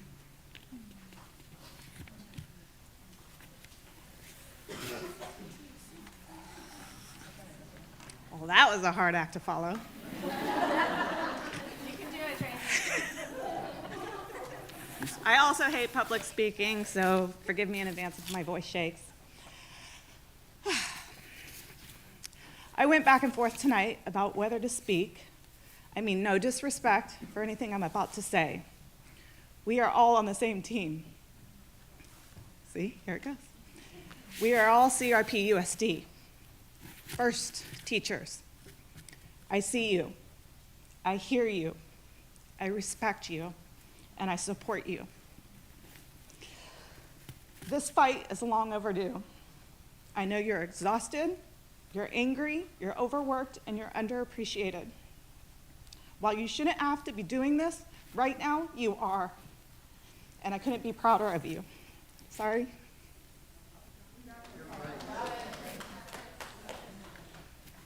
I will say I'm a little disappointed that the board member cell phone numbers were distributed. I feel that this is personally inappropriate. We want good people to run for the school board, and actions like that prevent good people from stepping up. Let's fight the good fight. Our children are watching, and we're standing with you. Parents in the room, I'm so happy to see so much community support for our teachers and our school staff. However, this has been a long time coming. We, myself included, need to be better at supporting our teachers on an everyday basis. Not just when their personal struggles affect us. Join PTAs, attend school board meetings, read your incoming emails, and stay involved through your child's entire educational career. Dr. Perez, I remember when you first came to our district. You met with a wide variety of people in our community, and it appeared to be a genuine interest in the concerns that we had. It was refreshing to see, and it was refreshing to be a part of.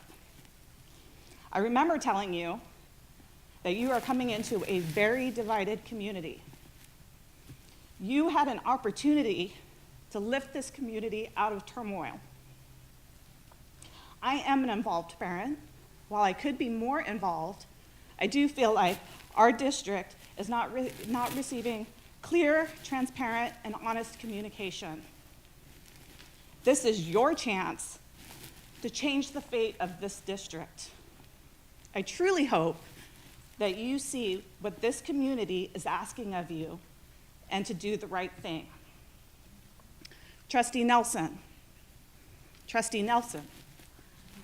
I honestly don't know you, so I don't have anything directly to say to you, but I hope that you are listening to your constituents. Look at this community backing these teachers.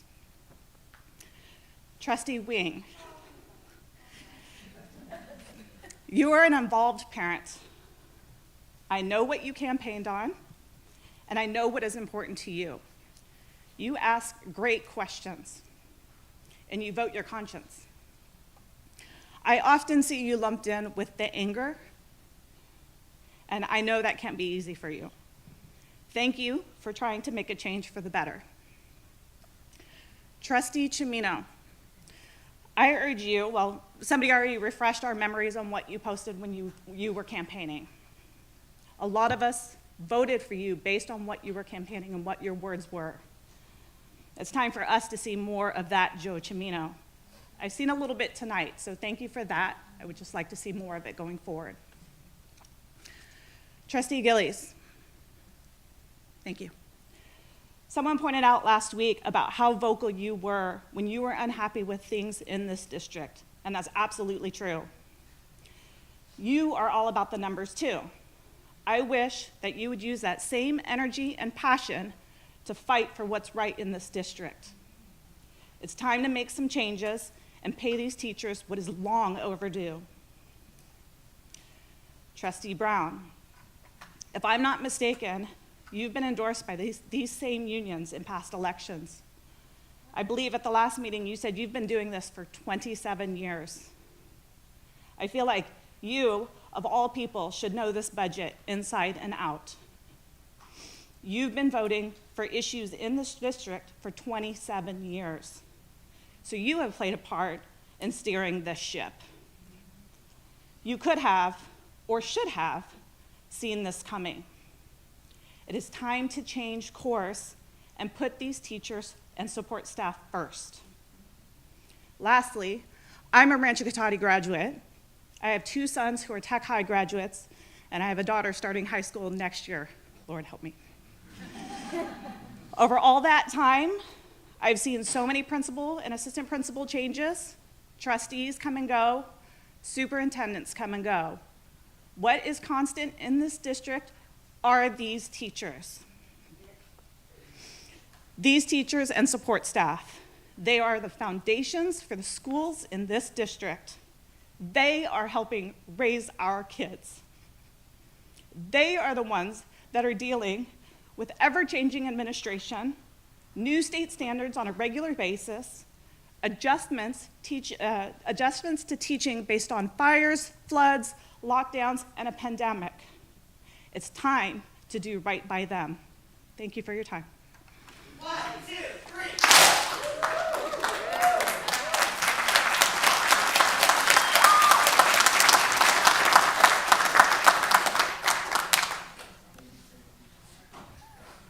I really appreciated that.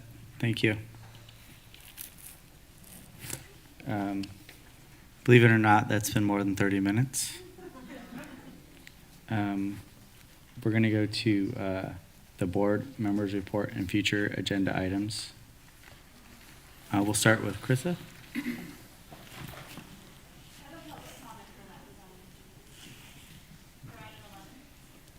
Oh, I'm sorry. I apologize, Mandy.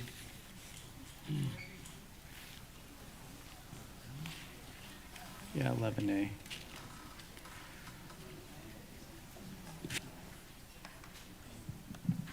Oh, all of them? All right, can you hear me okay? First of all, I just have to say, on behalf of all the teachers and support staff, thank you to all of the parents and students and community members. It's made me cry more than I wanted to today, but it's been amazing. I also don't like speaking in front of anybody that's older than 5 years old, so I'm sorry. I just had a couple of questions.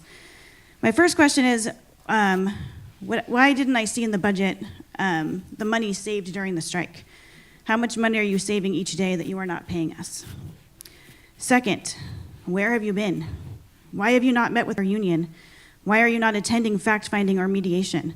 I love that you are asking questions finally, but you're only asking one side. Third, please stop telling us that you are listening. You are not. I also do not want people to have to text you, but please explain to me as a community member and a voter the best way to engage in dialogue with you. Because except for Michelle, not a single person replied to my emails. And then you limit public comment. That is not listening. If you are listening, why limit the number of concerned citizens that is allowed to address you? You could let them all speak. If a meeting ends with a single comment card with the name of a person that was not allowed to speak, as the last meeting and this meeting will, that is an example of not listening. Give one good reason why you would move public comment to the end of the meeting. I think it's glaringly obvious that you know people will get tired of waiting and leave. Well, teachers are very good at waiting, as are parents. How many times have you heard a teacher say, "I'll wait"? Please, during your address to the audience, I'd like to hear you tell us to our faces why you don't want to let everyone speak. If you voted against extending the time, please tell us to our faces why you do not want to listen to us speak. Yes. If you'd like to chat with us, please come to us. You know where to find us. I'll be at Evergreen tomorrow morning. I was hoping to be in my classroom with my 26 kindergartners, but instead, I'll be standing on the sidewalk again. But like I said, I can wait.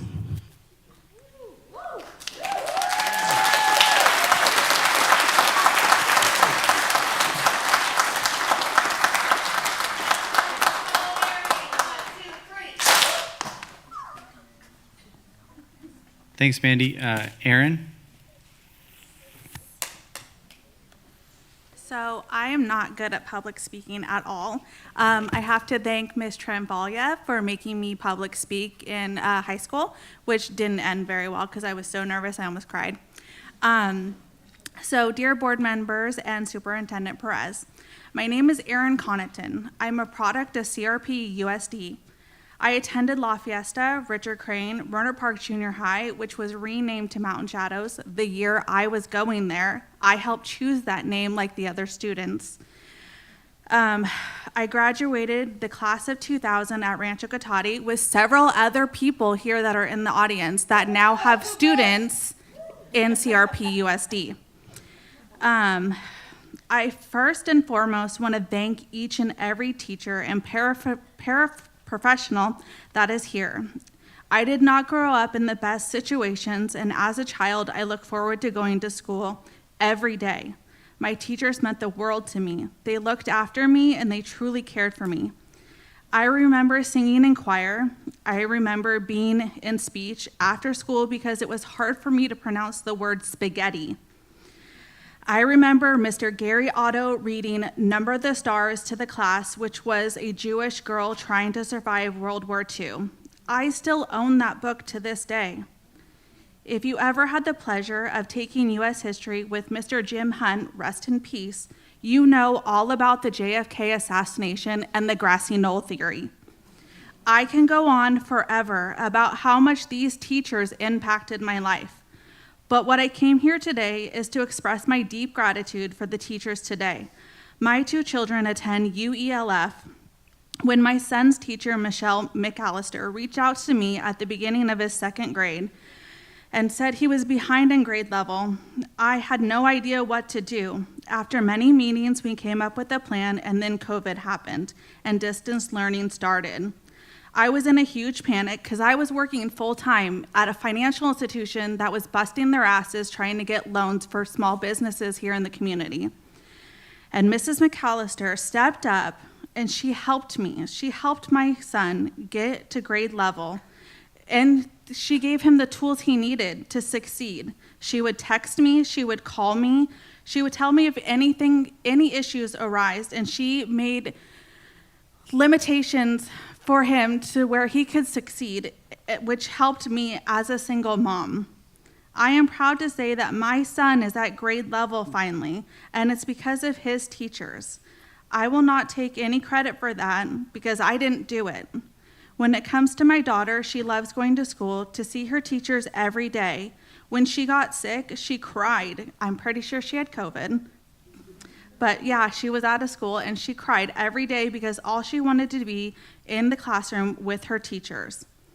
It takes a special person to dedicate their lives to teaching, and I ask you to please consider giving them the living wage they are asking for. Thank you. 1, 2, 3.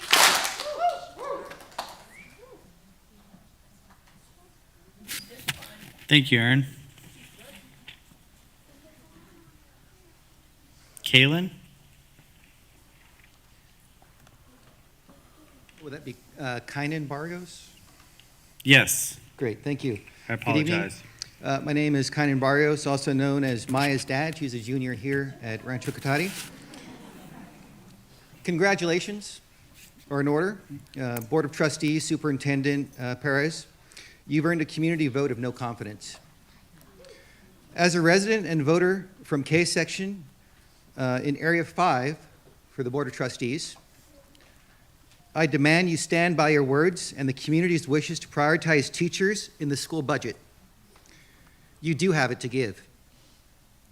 You're hurting families by insisting our teachers' pay remain below average when an above-average salary should be the standard for which we strive. Even with the district's disingenuous financial disclosure during the collective bargaining impasse, the independent fact finder determined the district can't afford to pay the recommended pay increases of 6, 5, and COLA. Instead of accepting the recommendation, the misinformation from Dr. Perez and the board continued with cherry-picked, out-of-context quotes, threat of insolvency, and takeover of our district. This unethical propaganda only serves to further violate the public's trust in you as our representatives. You repeatedly talk about fair share of the budget for teacher salaries, but fair doesn't mean everyone gets the same. It means everyone gets what they need. Our teachers have been undervalued for far too long. You predicate your opposition to the raise on the assumption that everyone is at the same wage comparison starting point in the district. That is blatantly false. As I read in the report, administrators in the district have been paid above the state average for at least the past 5 years in terms of total budget outgo. And to add insult to injury, you forecast giving these well-paid administrators the same pay increase as our teachers. That is how we actually got to fiscal insolvency and how we get there. Your assumption that we want administrators and Dr. Perez to get a raise too? No. What the superintendent and the board fail to recognize is that the status quo will not be accepted. The teachers have our support to continue the strike. Meanwhile, our district gets further behind the other districts in Sonoma County and the state. While other Sonoma County districts have accelerated wage increases to prioritize teachers, we're here tonight with schools shut down over an independent and reasonable wage increase request that doesn't even bring our teachers to the statewide average. On account of this violation of public trust, I call for a COLA equivalent decrease in administrator pay for the next 5 years. It's the administrator's turn to be financially overwhelmed, underappreciated, and undervalued. I find this to be in the public interest. Thank you.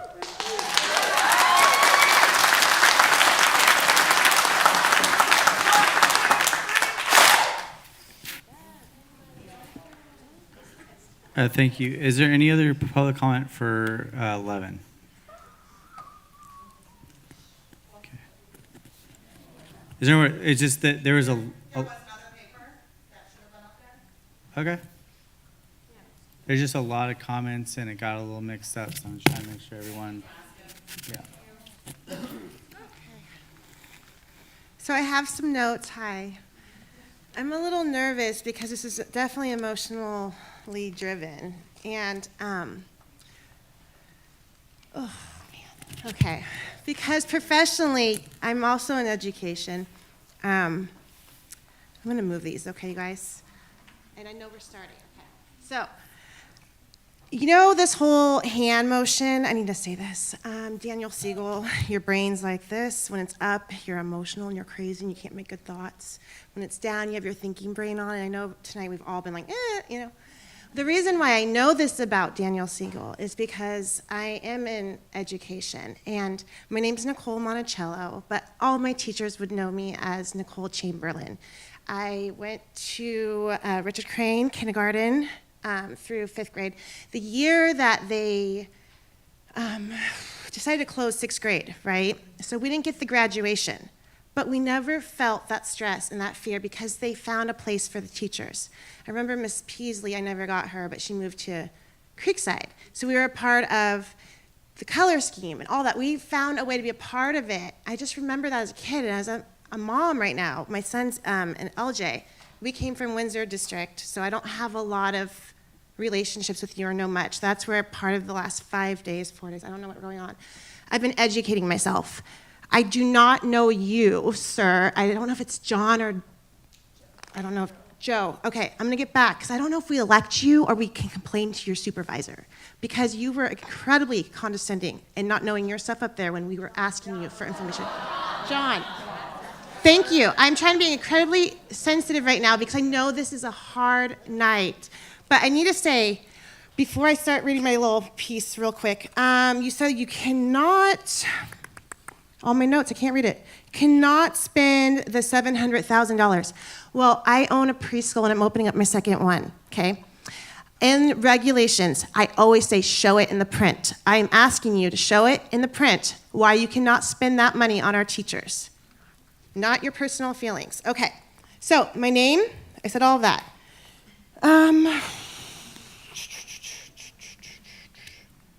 Okay. Okay, so with Dr. Perez, I did watch your, sorry, I'm so bad with names and it's bad in this field. I saw your clip on the news and your whole comment about being concerned about fairness and being fair and the custodians not getting the raise. I have a general question. I do not know if they are on the picket lines and they're asking for a raise right now. I do not understand why we keep talking about fairness when we're not using that word correctly. There are so many quotes out there that talk about fairness, and it's not about that everyone gets the same thing. It's what they get what they need. And there's a man named Rick, I'm going to butcher his last name, Lavore, French, or, okay. That quote was shared with me, and I use it and apply it to all ages. So one of the things that I have to say is, as a parent, we have a lot of rights here, and we do get to vote for you. And my hope is that we don't have to string this along and make it harder than necessary for us to have to not vote for you again. I would really like to see that you are in your position for a reason, and I hope that you would understand that as parents and as an educator and a very proud, protective mom, I will always back these teachers up. I will always show up for the teachers. And I do not think you guys understand the power of community, because not once have you mentioned relationships in that budget conversation. Not once have you said, where can we find the money? You are arguing about how it's not there. Why are you asking the wrong questions? And it's narrative talk, and it's condescending and insulting, and I just feel exhausted. And I'm wrapping it up.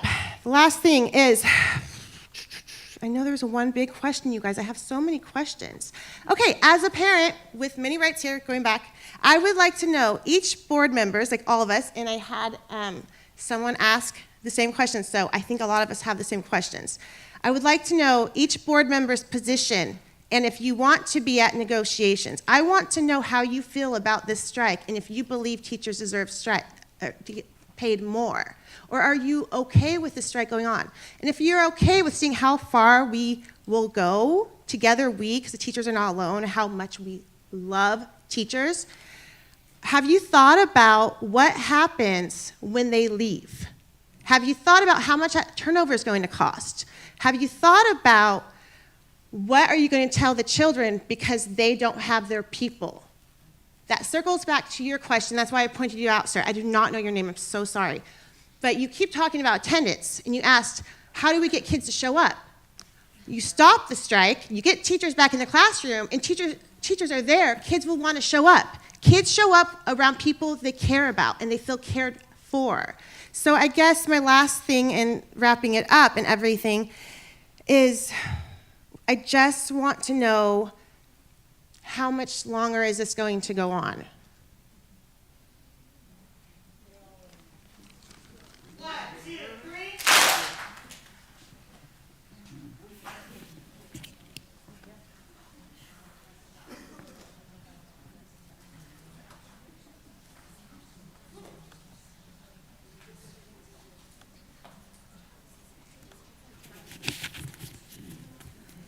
All right, Krista, do you have anything you'd like to say for your board reports? Yeah. So there's been a lot of stuff talked about tonight. One of the things I want to mention is the minute my personal cell phone went out, the minute people started calling my house phone, the minute people started driving by my house honking, I was done having a conversation with those people. If you'd seen the texts and the emails I received, you can't have a conversation with somebody who just wants to call you foul language. There's no place to even try to have a dialogue. So that's my position right now. People are saying we don't want the teachers to have a raise. We made an offer, 6.5 COLA, 14.6%. Hold on, guys. Just We made, if you would have let me finish, it would have been helpful. We did not Hold- interrupt guys, you just at all while you were please. speaking, not at all. I'm taking a lot of notes. Guys, hold on 1 second, please. I'm taking notes. I Please. take a lot of notes, and I read them when I go home, and I organize my thoughts that way. The 6, the 5, and the COLA. The 6 is 3 on, 3 off. I get it. It's still 14.6. The math is the math. So there's the people, there were a lot of people that spoke tonight that we haven't made an offer. We haven't made a fair offer. We're not asking questions. We're asking a lot of questions. We do Guys, it behind please. the scenes. We meet with the superintendent. I meet with John. We talk every day. So Well, can we just, guys? I am not part of the Please. negotiating team. As a school board, we authorized many months ago the superintendent to pick her team and delegate, and that's what we did. You know, if you don't mind, stop talking and let me finish, because we did not do this to you. This is why we can't have a dialogue like this, because everybody just wants to yell at us that we're Hey, stupid, please, we don't please. understand the Krista, budget. hold on 1 second, please. I'm done. I'm done with my comments. I really afford everyone, the opportunity to speak, and I'm really trying to value everyone's time. And maybe all the stuff that's been directed at me, I don't agree with and I don't like, and but I listen, and I take it in, and I respect your time. Maybe you don't agree with what anyone else says, but I'd appreciate if you guys just listen, and just like we have listened. Left? I'm going to pass. Michelle?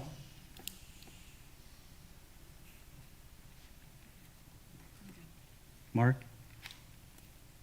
I did just want to say, even though I did vote on the 7B through 7G, nay, I just think that was a matter of timing. It's not that I think that those people and the reclassification is not warranted, especially the English learner assistants, which has a spot in my heart. That was one of my first jobs as an adult, being was ESL at the time at Waldo Roner. So I did just want to say, I just think that the timing was the reason of my vote. So that's it.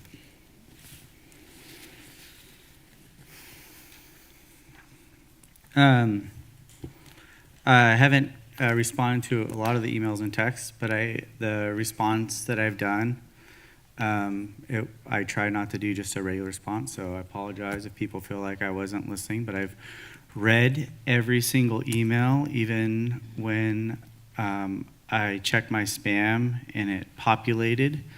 I read it all, and I did respond, not to a large percentage, but there were literally hundreds of emails, and I don't have more than 24 hours in a day, so it's really hard. And the text messages, there are some people I did respond to.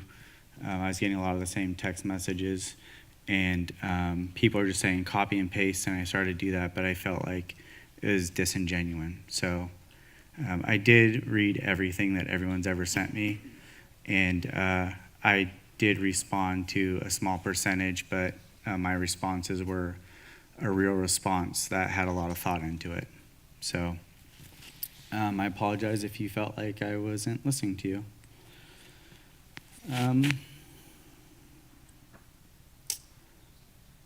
I will say today, when everyone was meeting, I was extremely happy and couldn't think about anything. And I was like really praying. And I know Michelle was texting me, like, can we go see what's going on? Can we go whatever? And, you know, that's all I was thinking about. I was trying to work. My work is falling behind. But I just really wanted it to be done. And it was, you know, they met, both teams met for a long time today. And, you know, I wish I can impose my will on people, but, you know, that's not how it works. And, you know, when people, you know, say, why aren't you there? Well, I'll tell you, because I'm not a negotiator. I don't have the skills or the right knowledge to bring anything to the table. I would just be in the way. I don't like negotiating. It makes me feel super uncomfortable. Not even,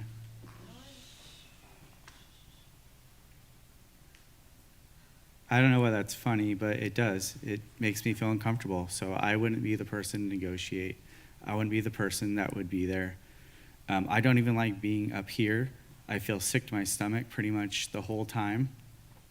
And so to be in charge of everyone's livelihood and negotiate all that, I wouldn't be the person. It'd make me even sicker. So that's why I'm not there.